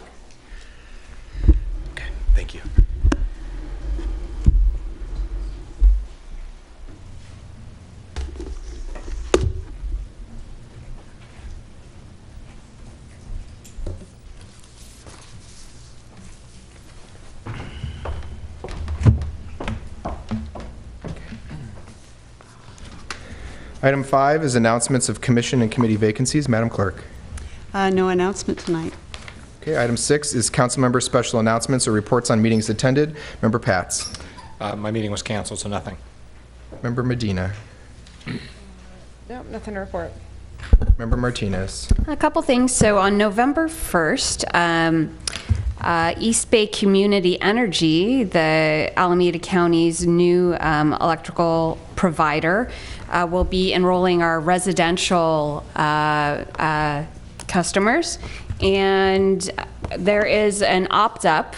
You can go to 100% renewable energy for just about $4 a month. So we've got these cards here at City Hall. We're going to have some here on the way up to the City Council chambers, but you can also go to ebce.org and just put in your name and your account information. That would be on your PG&E bill. And if you want the opportunity to opt up to 100% renewable energy provided by EBCE, and your bill's still going to come from PG&E, so there's nothing new that you should expect in the mail. And then one more thing, I serve on Stop Waste. That's Alameda County's Waste Management Authority, and I just wanted to update everyone that California lawmakers recently passed Assembly Bill 1884, which bans full-service restaurants from offering single-use plastic straws unless requested by the customer. And while straws themselves are not a significant component of plastic pollution in the ocean, proponents of AB 1884 hope that straws can serve as a gateway plastic, or not using straws can serve as a way for people to forgo other single-use plastics such as bags and bottles, and help to increase awareness about the environmental impacts of single-use plastics. Thank you. Member Donahue? No meetings. Nothing? Okay, I have a number of announcements. First, I want to thank everybody who participated this last weekend in the Disaster Preparedness Expo. I want to give special thanks to Lori Elephant at the HR department for all her work in coordinating that. I want to thank the folks at EPD, Alameda County Fire Department, as well as our community services staff and Stacy Thomas for putting together a really excellent event that had very good combination of vendors. I want to thank Vice Mayor Medina for joining me in doing disaster preparedness story time at the fire station. Remind everybody that you can subscribe to AC Alert or Nixle to get your police and fire safety updates. A couple other reminders. On October 5th, it's Manufacturing Day here in the city of Emeryville. There will be some events in the city to become more acquainted with mass production of things that we do here in town. One of those that's open to the public will be an open house at Jared's Pottery, which is located at 5743 Horton Street. That will be from 2 to 6 p.m. The public is invited. Also on October 5th, I won't say too much because I'm sure you'll add on, Sharon. I see you over there. But the opening of the 32nd Celebration of the Arts is that evening. The doors are open to the public at 6 o'clock p.m. The entrance is located just across the street from Jared's, so if you wish to pregame at Jared's and come over and get your art on, you can do that. 5700 Horton Street is the address for entering the event. The event runs until 9 p.m. And as I have done for the last 3 or 4 years now, I will be working the bar, so come see me. Rebuilding Together is a nonprofit here in the East Bay that offers free healthy home repairs to seniors who are over the age of 62, veterans, and people living with disabilities here who are income qualified. Improvements include things from adjusting toilets, handheld shower heads, anti-skid improvements for the tubs, shower stools, handrails, grab bars. They can also do smoke detectors, lead paint removal, repairs for plumbing, electrical, and wheelchair ramps, among other things. If you are a senior and you want to remain independent in your home, we support you in doing that. We want you to access free services to make that possible. You can call Rebuilding Together here in the East Bay at area code 510-644-8679 to learn more about your qualifications. A household of 1 qualifies up to $62,750 a year in income, and a household of 2 up to $71,700. There will be a candidate forum here next Tuesday, August 9th at the October 9th at the City Council chambers. That will begin at 7 p.m. It's hosted by the League of Women Voters of Berkeley, Albany, and Emeryville. The candidates for the City Council and the Emory Unified School District Board of Trustees will answer questions and present their visions for the future of our community here to the public at that time. Finally, my last comment tonight is a personal one. I don't do this every year, too. October 11th is National Coming Out Day, and that will also mark my 20th anniversary coming out.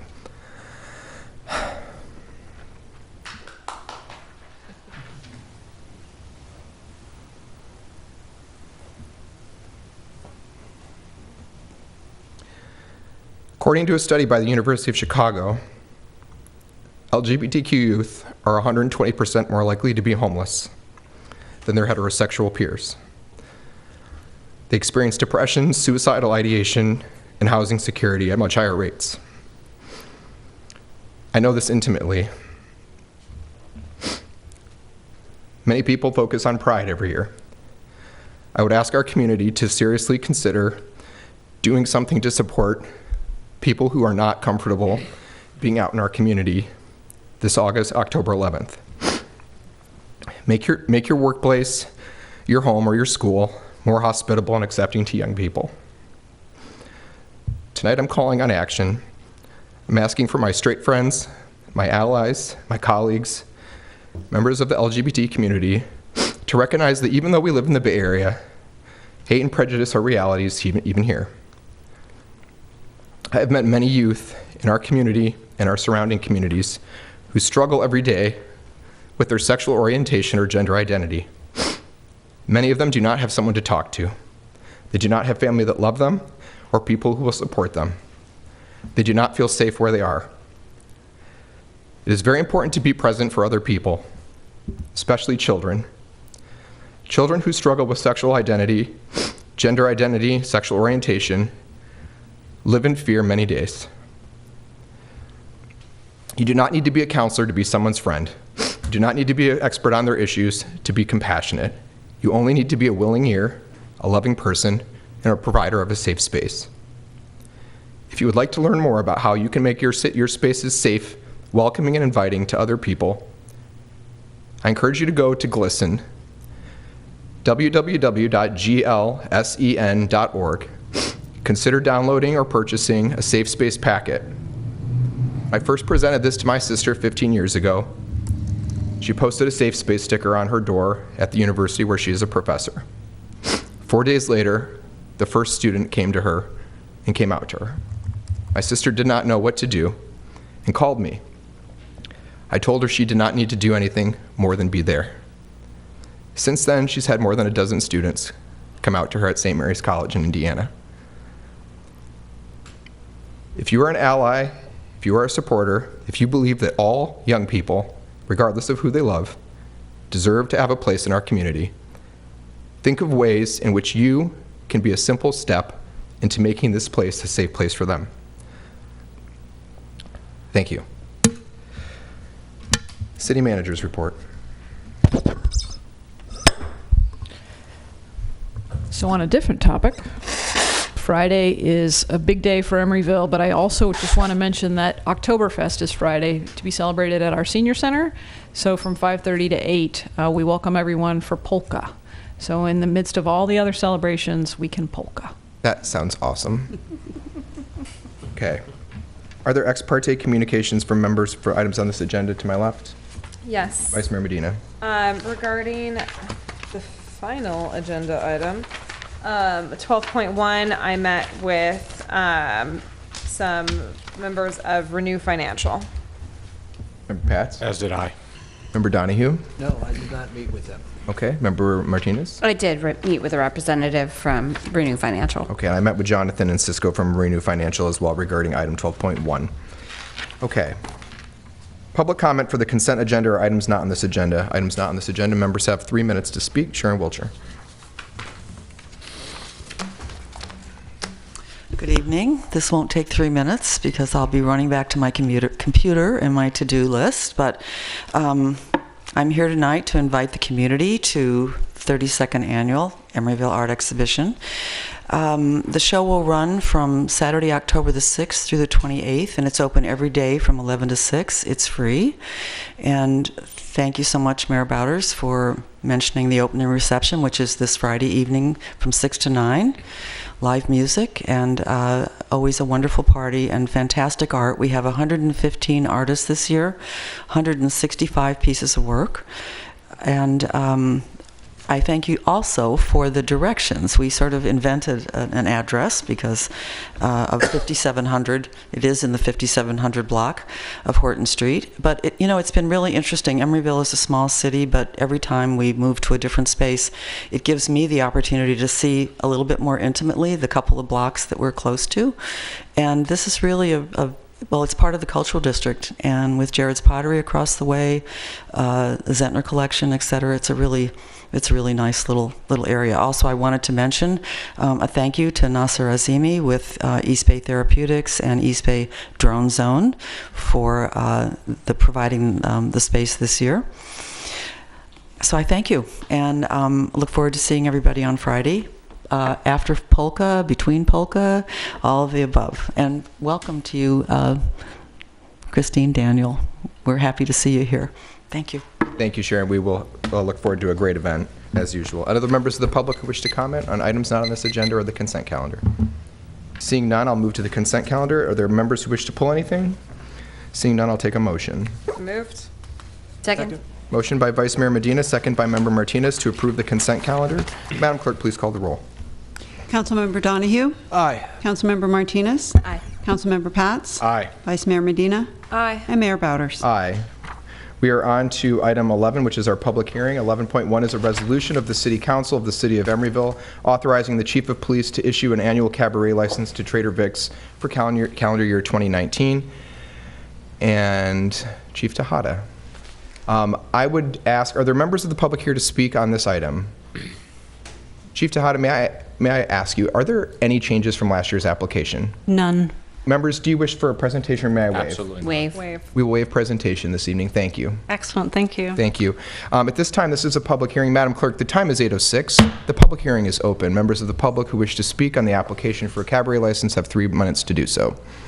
Seeing none, Madam Clerk, the time is 8:06. The public hearing is closed. Is there discussion or debate? Hearing none, is there a motion? So moved. Second. There's a motion by Vice Mayor Medina and a second by Member Pats to approve the application for a cabaret license. Please call the roll. Councilmember Donahue? Aye. Councilmember Martinez? Aye. Councilmember Pats? Aye. Vice Mayor Medina? Aye. And Mayor Bowders. Aye, the resolution is approved. Thank you. Item 12 is our only action item this evening. It's a resolution of the City Council of the City of Emeryville amending Resolution 17-26, limiting the authorization for the inclusion of properties within the territory of the city and the state of California, statewide Communities Development Authority, CSCDA, open PACE programs, and authorizing CSCDA to accept applications, conduct contractual assessment proceedings, and levy contractual assessments only from commercial properties and owners operating within the city, and withdrawing the authorization for residential properties. Nancy Humphrey, thank you for being here. Hello, Mayor and Council. I'm here to talk about our PACE program and make the proposal that we limit. Where is this? That we limit our PACE to commercial only and not residential. PACE funding is property assessed clean energy, many of you know, and it's a financing mechanism for energy, water, and seismic upgrades. And what it is that, say you put a solar on your house, solar panels on your house, and you will get the payback over 15, 20 years for that system. You don't have to pay for it up front. You can pay for it year over year as you're getting the benefits. So it's a voluntary assessment on your tax bill, and you pay it each year with your tax bill. They stay with the property. The PACE assessment stays with the property, and even when it's sold, unless it's settled as part of the sale. But it stays with the property. In case of default, only the missed payments are due. It doesn't trigger the whole amount to be due if you miss payments. And in our case, we only use one JPA. We use CSCDA, which I'm not going to tell you what it means because I can't remember. Don't worry.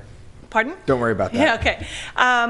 They're an open PACE program, and they have a number of providers. They shift providers during over time. So we say, your open PACE program, we allow it, and then the providers come and go as it stands right now. In the case of CSCDA, in the case of a tax delinquency of somebody who has a PACE loan, if they're in tax delinquency, CSCDA separates the PACE debt, takes it off the tax assessment, and handles it separately, so that the PACE doesn't lead to the default. Did that make sense? All right, I'm not being particularly fluid today. In PACE, in Emeryville, we have 7 providers through CSCDA. There are 3 that provide residential only service, 3 that provide commercial only, and 1 that provides both. These programs, statewide, have been $45 million in funded projects and 1.8 million metric tons of GHGs, greenhouse gases, avoided. CSCDA has had almost 24,000 projects with 17 delinquencies and no foreclosures. We approved CSCDA's first provider, California First, in 2010, and then in 2017, I believe it was this same council, approved the Open PACE program and the other providers. In Emeryville, there's been just 1 residential project funded for $35,000 roughly, and we have not yet had a commercial project. So there were issues and concerns that came up in recent years, and that's what triggered this report. There were, among other things, there were misleading postcards sent by lead generators. So the providers would hire these companies to generate leads, to find clients. And some of those lead generators were unscrupulous, and they were claiming to be with the city, or that the money was somehow government money. They were making false claims.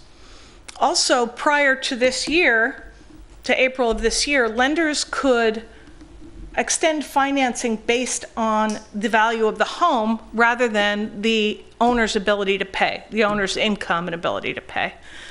That has since changed, but that did, as you can imagine, lead to problems, especially in a time of housing price inflation. So, and also this year, homeowners filed lawsuits in LA County alleging that these misdeeds were constituted financial elder abuse. So those things, that was sort of the background of what was happening in the last year or two. But just to say about defaults is that the default rate for PACE programs is lower than the background default rate without PACE. So 1.4 to 1.9% of homes with PACE default, but 1.9 to 2.3 of general housing defaults. So it's not out of line with normal default rates. So recently, in response to some of these problems, there have been some legislation and regulation. There were 2 bills late last year, one in the Assembly and one in the House, one in the Senate, State Senate, that did a number of things to clean up these things. They required programs to conduct income qualification and analyze people's ability to pay, and they put into place some pretty strict rules about who gets information when, how you verify that the homeowner got the right information.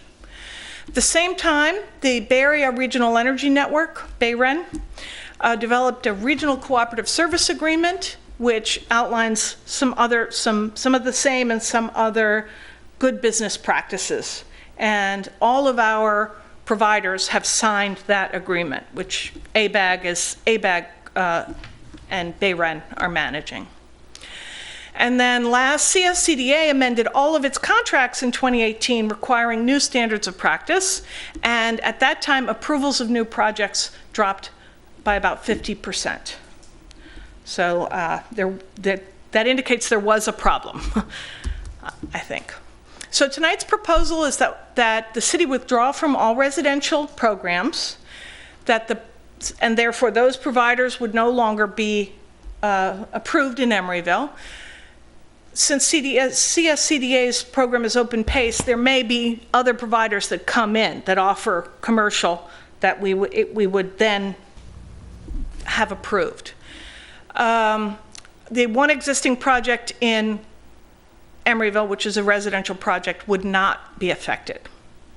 There are two jurisdictions that have withdrawn from PACE, and that's Kern County and the city of Bakersfield.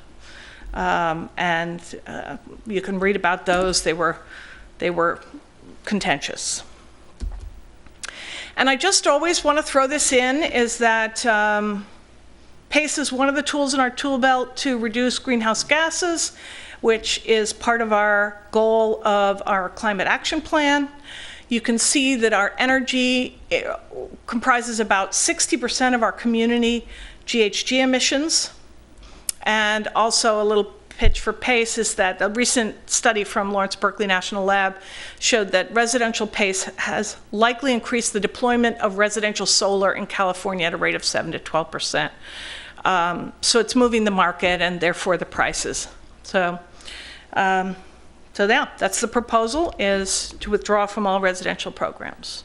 Thank you. Are there questions for Nancy? Could you give us a little more background on Kern County and Bakersfield? Yeah, I don't know if anyone else has more information. What I have seen is that the realtors there were against it, were against PACE, and I'm not sure why, but I do know that there was some allegation that there was improper dealings between the realtors and the county board before the county board voted to withdraw from PACE. Okay.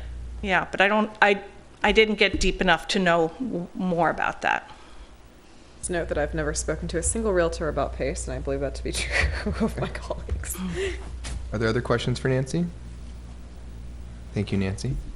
We'll do public comment. I have one speaking card at this time, so I'll invite Cliff Staten to come up. And Cliff, you have 3 minutes. Thank you. You're welcome.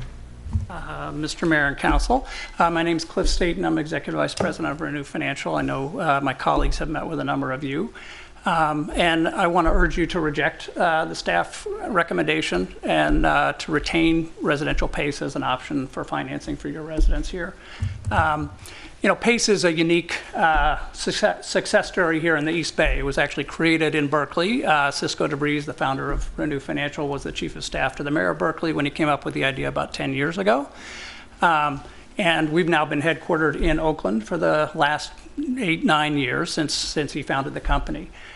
So we have about 250 employees, and you know, as your staff report just showed, PACE has been now adopted actually by over 400 governments in the state of California, 127 through CSCDA, which we work with, and then LA County has a separate program, and Western Riverside has another program. So 90% of the population of California has access to PACE financing.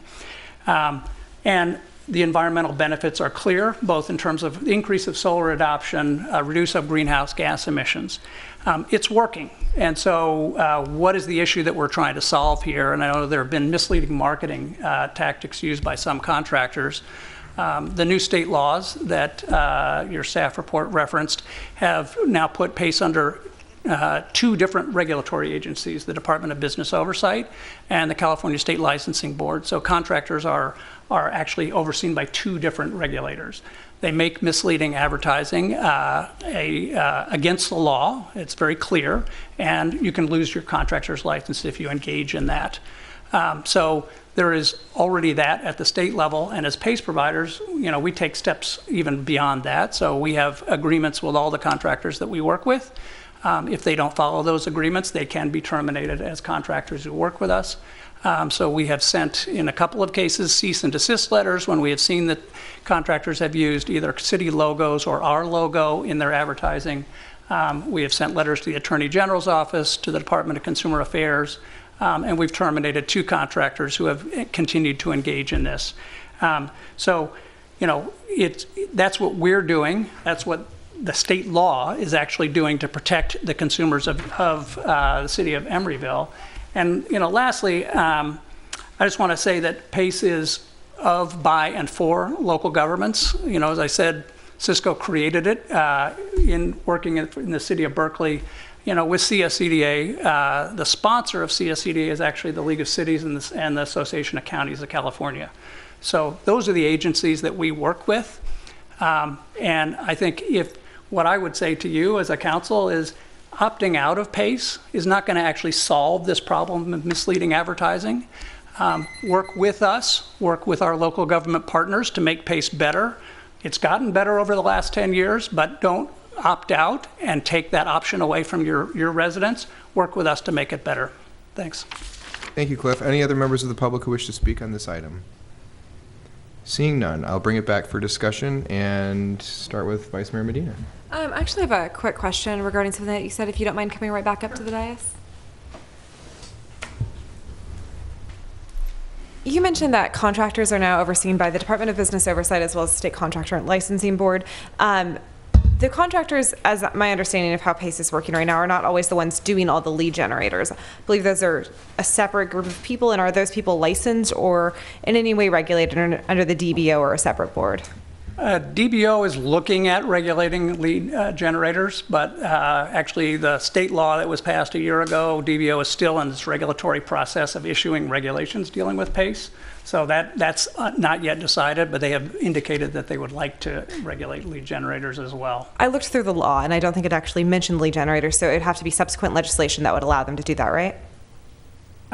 They have interpreted their regulatory authority in such a way that they may actually go after lead generators as well. Okay, but currently that is completely left out of, you know, CSCDA, PACE, or the state board's purview of consumer protections. Currently, it's not covered by state law. As I said, you know, what we've done is we actually will go to our contractors and we say, if you're using lead generators who are engaging this, that's grounds for termination. Okay. And that's why we've terminated the 2 contractors that I spoke about. Okay. All right. Other questions? No, do you have comments now? Thank you. I have questions for city okay. staff. You can sit down. Thank you. Why don't we do you then next? You have a question for city staff? Yeah, if you wouldn't mind, Nancy. What do you think the real cost to our city, not just to mention the residents, is to retaining PACE? I don't think there is a cost to retaining PACE. I think there has been in the past a risk if a homeowner was taken advantage of by an unscrupulous vendor of some kind.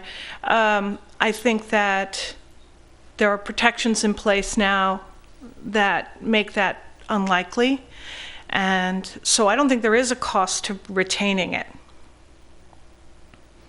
Okay. Do you have other questions? No. Okay. Does anyone else have questions for Nancy? Did you guys discuss this at sustainability? Yeah, I'll talk about that when we get to it, but I'll make sure everyone else can speak first. Do you have a question for Nancy? No?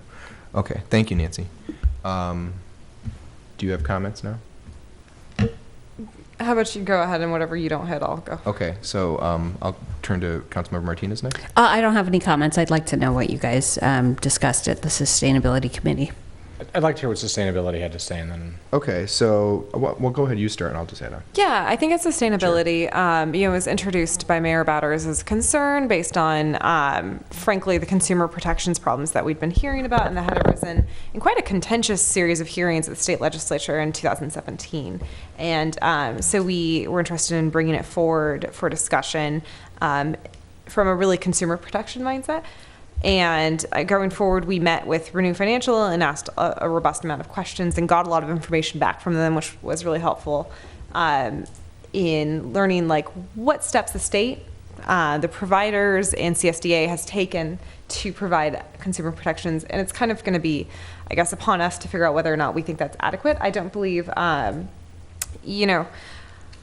I am still a little hung up on the lead generator aspect, and looking at the CSDA thing, item C, which they have people sign on to, says attempts to stop contractors and lead generators from distributing their misleading postcards have been unsuccessful, and that's in the amendment to Open Pace Administrative Professional Services Agreement. And I am a little hung up on the fact that we are looking at the contractors and the financial instruments are being regulated. However, these lead generators, which are really, I think, the pain point from a consumer protection standpoint, does not yet seem to be addressed. And I'd like to see a more robust regulatory process on that. And I do worry that even if there is, we've got one project in Emeryville that's been financed through PACE. That is great. That is not a massive deal in terms of our overall carbon footprint. But one foreclosure that puts somebody locally, that displaces them from our region, that is a very big deal, I think, to all of us as a council. And so I'd like to consider whether or not we think this is an adequate amount of consumer protections going forward. Yeah, I think she's summarized it really well. I mean, my thing was, I sat in the hearing last year in the legislature when Matt DeBobne pushed his bill at the very last hour through committee. And, Senators Roth and Mendoza were really clear that it had a lot of loopholes and it didn't do enough to deal with lead generators, and that there's been a large number of consumer protection groups who have decried this process, and it has nothing to do with the financial arm of it. And I want to be really transparent to the public. I don't have any opposition to the concept of PACE, to the climate goals or GHG reductions that it can provide. I don't have any issue with the financial institutions that I think underwrite it for the right reasons. That being said, I do feel like there were a number of bills this year that attempted to address various elements of PACE, and it was interesting that the two authors of the bills last year on this subject matter, Matt DeBobne and Tony Mendoza, both left office in January because of sexual harassment allegations in the legislature. And that's neither here nor there on any of us, but those were the two people who promised the committee last year that they would introduce the bills to do the rest of the work. So the bills didn't happen. And I recognize that I'm perhaps more sensitive to the consumer protection issue, having been a defense attorney for years and working with people who are vulnerable, seniors, people who have lived in their home for a long time, who do get preyed upon as the legal guardian of a grandmother who was the victim of financial exploitation. I'm very sensitive to seniors in our community who will receive solicitations, and I've actually received solicitation from a PACE lead solicitor that could not answer any of my questions adequately. Probably they didn't expect that I would know as much as I did about the program. But that brings me to a place of concern, because I think that I appreciate your honesty, and I appreciate everybody from Renew Financial's transparency and honesty, that there's a recognition that there is a problem at the front end of this process. It's not everybody in the process, and it's not everyone in the process. But within CSCDA, even if a particular financial lender who uses a lead solicitor were to say, we're going to kind of box this group out, there's nothing that, it's only the voluntary nature of your current self-regulation that mandates that. And that's not true in all places. And so there are people who are engaged in less than desirable consumer practices who need to be rooted out of this program to really give it the integrity it needs. Because I'm concerned about 2 or 3 years from now in a recession where people who, right now we only have one residential contract in the city, and so there's not really something to point to as this is the problem here, and I see that. But I'm looking at it proactively from what decisions will people make in those circumstances when the economy has changed, and how do decisions they've made before then, where their financial situation changes, how does that implicate them? And I think you mentioned the DBO doesn't regulate lead generators, and even though business oversight is talking about putting in regulations, and they're still drafting the regulations from last year's bills, there isn't a bunch of money that's been allocated to adequately enforce any of it either. And there wasn't money in the budget to provide enforcement mechanisms. So how many people sign up to do this work who will be adequately screened or licensed or trained or put through a vetting process is a concern to me. And I'm a little dubious anytime any financial institution, not anyone here in particular, says, trust us to self-regulate something. I've always been dubious of that. I think that has shown itself to be a folly in the last decade at multiple levels in government.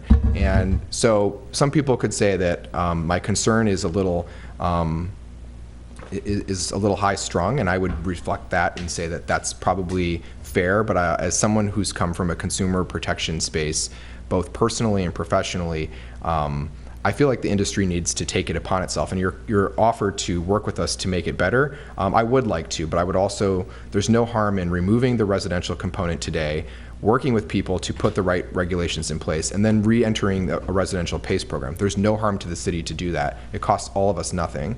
And I would rather do that and protect people in the process from the gaps that exist than simply enjoin upon a let's work on this together while we all admit that there are problems in place. Problems that could really jeopardize people who are long-standing residents of the community, vulnerable people, seniors who own their homes and live in their homes and rely on those homes to stay here. So those are my concerns, and that, I think Ally covered what we discussed in the committee, but that was the origin of it, and at this point I'll turn it back to conversation. Councilmember Martinez. So I appreciate your words, Mayor. I do believe that Renew Financial is an upstanding organization. What gives me trouble too is that their relationship is directly with contractors, and it's the contractors who are hiring the lead generators. So there's the amount of control that upstanding providers have is limited here. So I agree with you that I don't see the harm at this moment in removing residential from the program and re-entering it upon at a time when we can ensure that these consumer practices, misleading practices, can be eliminated. Member Donahue. I'm a member of the 45th Street Artists Co-op, and I believe a PACE program might be useful to us for putting solar power on our roof. Roofs, plural, because we have 2 parcels. And so, we're residential, so I see a downside to not having it. We'd be only able to get perhaps more expensive money to loan us money for that kind of purpose. Would that be true? I mean, it seems like by shutting it down, I could see a downside for our community. I'll leave that question open for the time being. Member Pats. So I always start at the beginning of things and sort of try to work my way through them, and this was one of those that I struggled to wrap my head around. It's a secured debt used for home improvements, and it was initially based on valuation and not ability to pay, and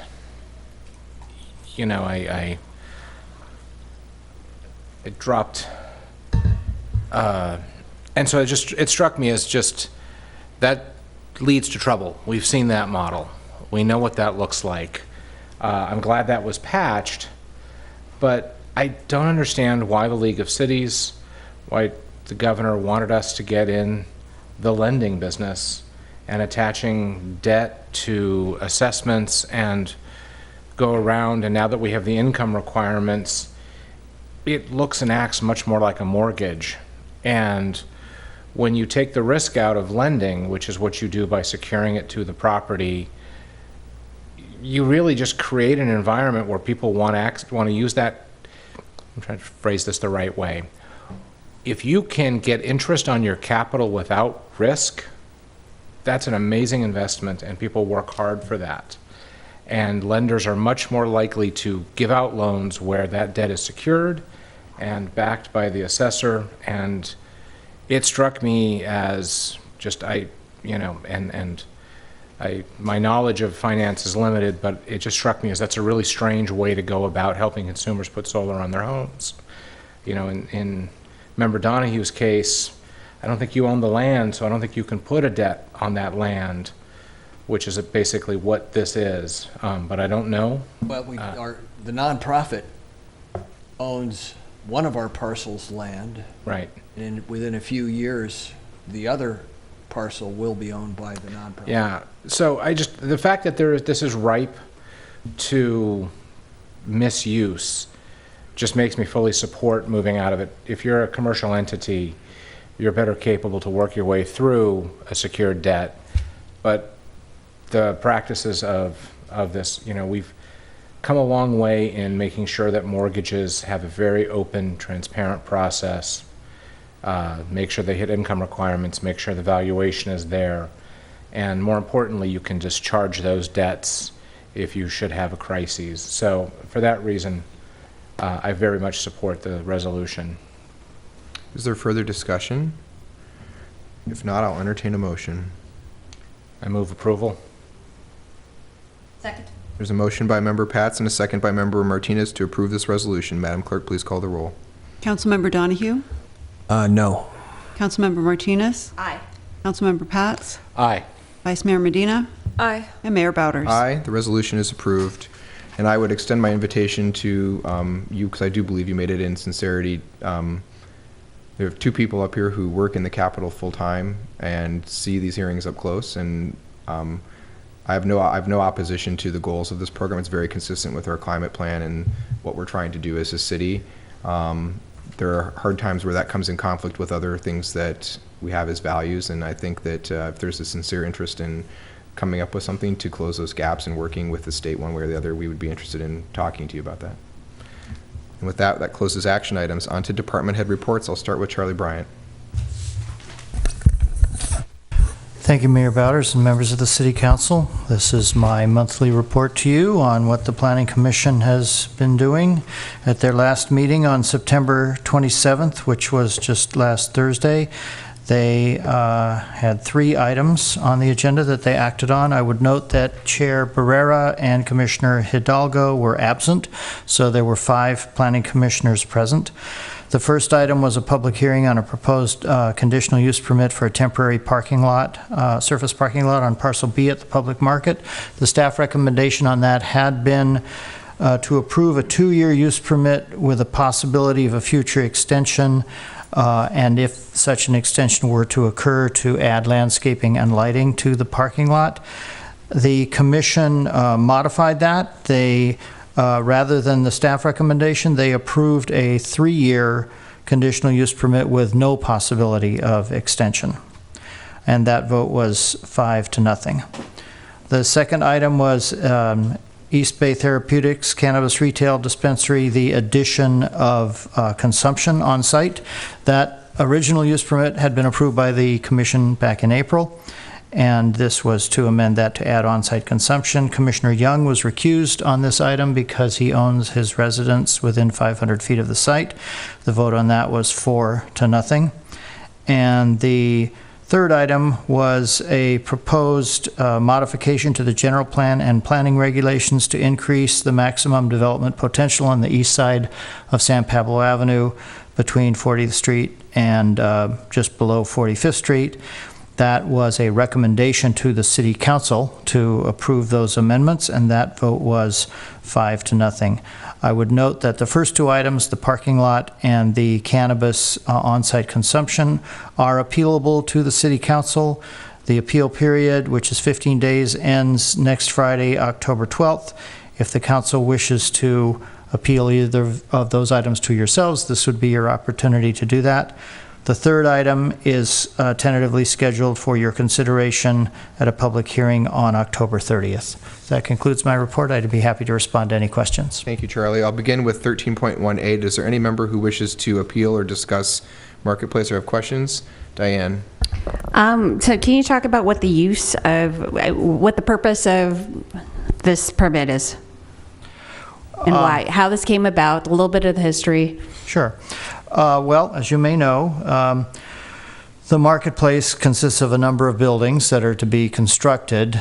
This particular one, Parcel B, the final development plan for that was approved by the Planning Commission a couple of years ago. It was to be a 300-space parking structure and then retail on the ground floor. A building permit was issued in January. I'm sure you've all noticed that no construction happened. That's because City Center Realty Partners, who are the developers of the site, decided to halt construction on it because the overall cost of the public market has exceeded what they had anticipated. So they would now like to modify that building to generate more revenue for themselves. They are thinking of adding office to it, which would be consistent with the PUD that was approved by the City Council back in 2008, but that requires them to come back to the City Council, to the Planning Commission, to get their final development plan modified. So they are working on that. We anticipate receiving an application soon. We have tentatively scheduled a study session on that for the Commission's December meeting. In the meanwhile, they have an empty site there. They have an issue with the State Department of Toxic Substance Control, DTSC, where they are required to cap that site. Right now it's just kind of open dirt. So the DTSC was counting on the new building that they were going to build to be the cap for the site. But that's not happening right away, so DTSC wants it capped in the interim. City Center's thinking was, well, if we have to pave it over anyway, we might as well use it for parking rather than just have it be just a paved empty space. So they requested a conditional use permit to be able to use it temporarily for surface parking until they are able to get back on track with building a new building on Parcel B. A newly re-envisioned building with maybe different uses than what they had previously. Correct. Okay. And the timeline for coming up with that plan is concurrent with 3 years? Oh, yes. They had requested 2 years because... and how did the Planning Commission arrive at that 3 years? That was Commissioner Keller's motion. Actually, Commissioner Donaldson initially made a motion to approve the application as recommended by staff. That motion did not get a second. And so Commissioner Keller made a motion to approve it for 3 years, but without the possibility of an extension. His big concern was the extension. He didn't want them to be able to be there forever. So he said, well, I'll tell you what, I'll give you 3 years, but in exchange for getting an extra year, you won't have the possibility of any extensions at all. Okay. And the rest of the commission obviously went along with that. Can I ask a clarifying legal question on that? So there's no extension of this application. They could file a new application. I mean, like, that's silly. Like, it's just saving them the cost of a filing fee, isn't it? I mean, like, so we gave them 3 years with no extension. It just means that the application before for the temporary use expires at the end of 3 years. And if they want to seek another use, which could still be parking, they just file a new application with you. As opposed to 2 years with an extension, it just means they can come back under the existing application with no new fee and get on an agenda to get approved, right? Yeah, I guess that's right. If the original proposal that staff recommended? Yeah, I mean, you recommended 2 years, and then essentially they would have to come back for additional review or approval after 2 years. And all we did by saying renew or extend was we saved them the headache of a new application and a new fee, right? So instead, we gave them 3 years, and even though we're like no applications or extensions, they're going to pay the $1,200 for the application fee and come back in anyways and ask for a new one. They could do that. Yeah. I mean, but at the time, the Planning Commission is going to review the history and see what happened and try to determine whether it's appropriate or not. We don't anticipate that because they are intending to move forward with the FDP for the revised building. Do others have questions on this? I'm struck by the thought of building a 200-spot parking lot when we're having so much of a debate over where are we going to put all the business parking permits we need when we're looking so carefully at a parking management plan. If we're basically being asked, they have to cap this, right? They have to put up a parking lot. So they're asking, they have to put cement down. Something. Yeah. Something that qualifies. So they're asking us if they can then use it as a freebie, basically as a parking lot. We have a need for parking spaces. Well, originally, though, the building was a garage with retail facing. So it had, what, 147 spaces or something like that? No, 300. 300 in that one? So Okay. more spaces than... So they were going to use it, but that was supposed to serve the retail customer. Right. That was the customer parking lot. Yes, and it's kind of a domino effect because, as you may recall, there's a 167-unit residential building that's approved on Parcel A to the south. Are they building A? No, because that building is contingent upon building the parking garage on Parcel B because it's a surface parking lot. Parcel A is now a surface parking lot. I would like to review this item. Is there two other people who would like to review this Yes. item? Yeah. To review this Who would item. like to, we're appealing this item. Okay. Okay, item A has been appealed. Was Was Item, that- Do we need a motion and a? I move to appeal item. Second. There's a motion by the mayor and a second by Vice Mayor Medina to appeal item 13.1A. Madam Clerk, please call the roll. Councilmember Donahue? Aye. Councilmember Martinez? Aye. Councilmember Pats? Aye. Vice Mayor Medina? Aye. And Mayor Bowders. I understand that at the next agenda, you'll ask us to schedule the appeal hearing. That's correct. Okay, thank you. Well, at a future agenda. At a future- We'll at a- we'll try to get it on the next one if we Yeah, can. however you'd like to do it, that's fine. All right. B, is there anyone who wishes to appeal B or discuss B? No. You can go home. No, B is fine. And then C, my question on C is, I know that comes to us, but my question is this, Charlie. If what was approved by the Planning Commission as a recommendation to us, if we wish to modify that, does it have to go back to the Planning Commission to come back to us again? Not necessarily, only if it's a significant change from what they recommended to you. So how would you define significant?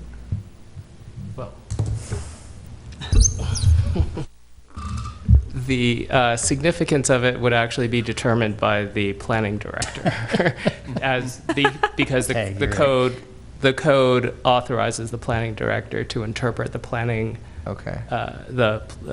Planning code. Let me, without having a discussion, let me just ask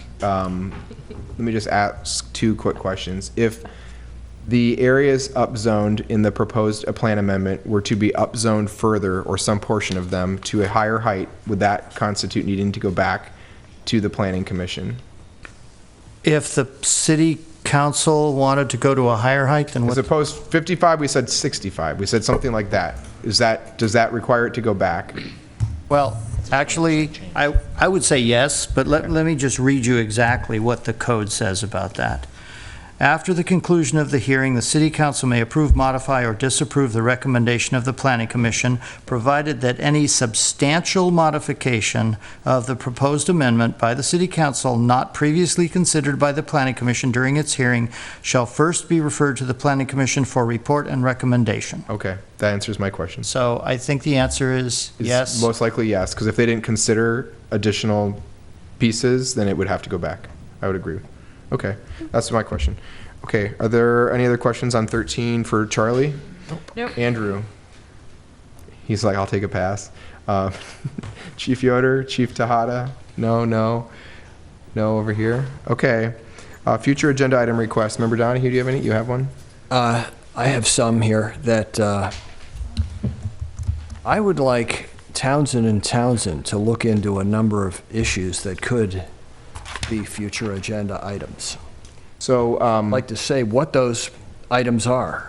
And so are you talking about just to be clear, you're asking them, so are you talking about legislation? Well, whether we need it or not, legislate, could it be, it could have to do with legislation, and one of them has to do with interpreting existing legislation. Okay, so can I make an ask of you or a suggestion? Yes. Is that that Townsend is having a meeting with the city manager and myself to discuss the wrap-up of the year-end legislation before we present it. And if you provide that list to the city manager, we could ask her to discuss those items with them at that time, and then she can come back with anything that may need to be reported out. Would you agree with that? Well, but then I wouldn't, I would like all of you to say, is this worth looking into? If none of you think it's worth looking into, then we wouldn't bother.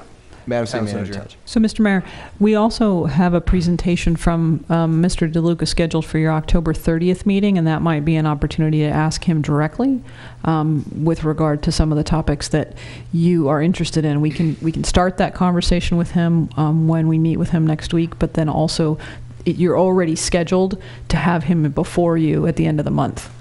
Okay, but don't I need to have some kind of council majority to even have them talk about it? No, what she's saying is that we have an agenda item already, and you can use the existing agenda item to raise all the issues, and it will be covered in that. So we don't have to give you approval, you can raise all of them. Okay. Is that okay with you? And that'll be for October 30th, Yeah, Councilmember. that's good. Do you have other items? No, all of those could go to that. Okay, great. Do you have anything? I don't. Christian, do you have anything? Not at this time. Ally?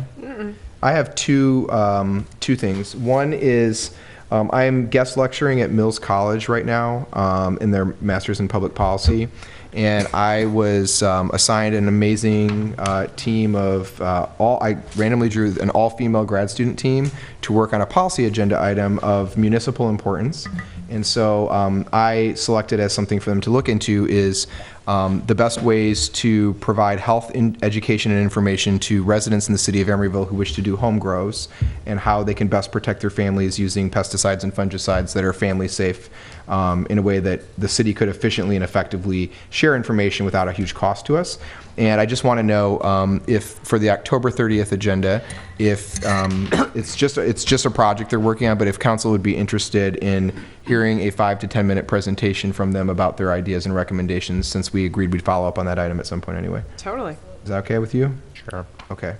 And then, yes, you may. I just wanted to note, you have a fairly full agenda that night. That's when the parking management plan is also coming back to you. So parking management. I'm not sure that might be the most efficacious for those students. We'll put it on November 13th.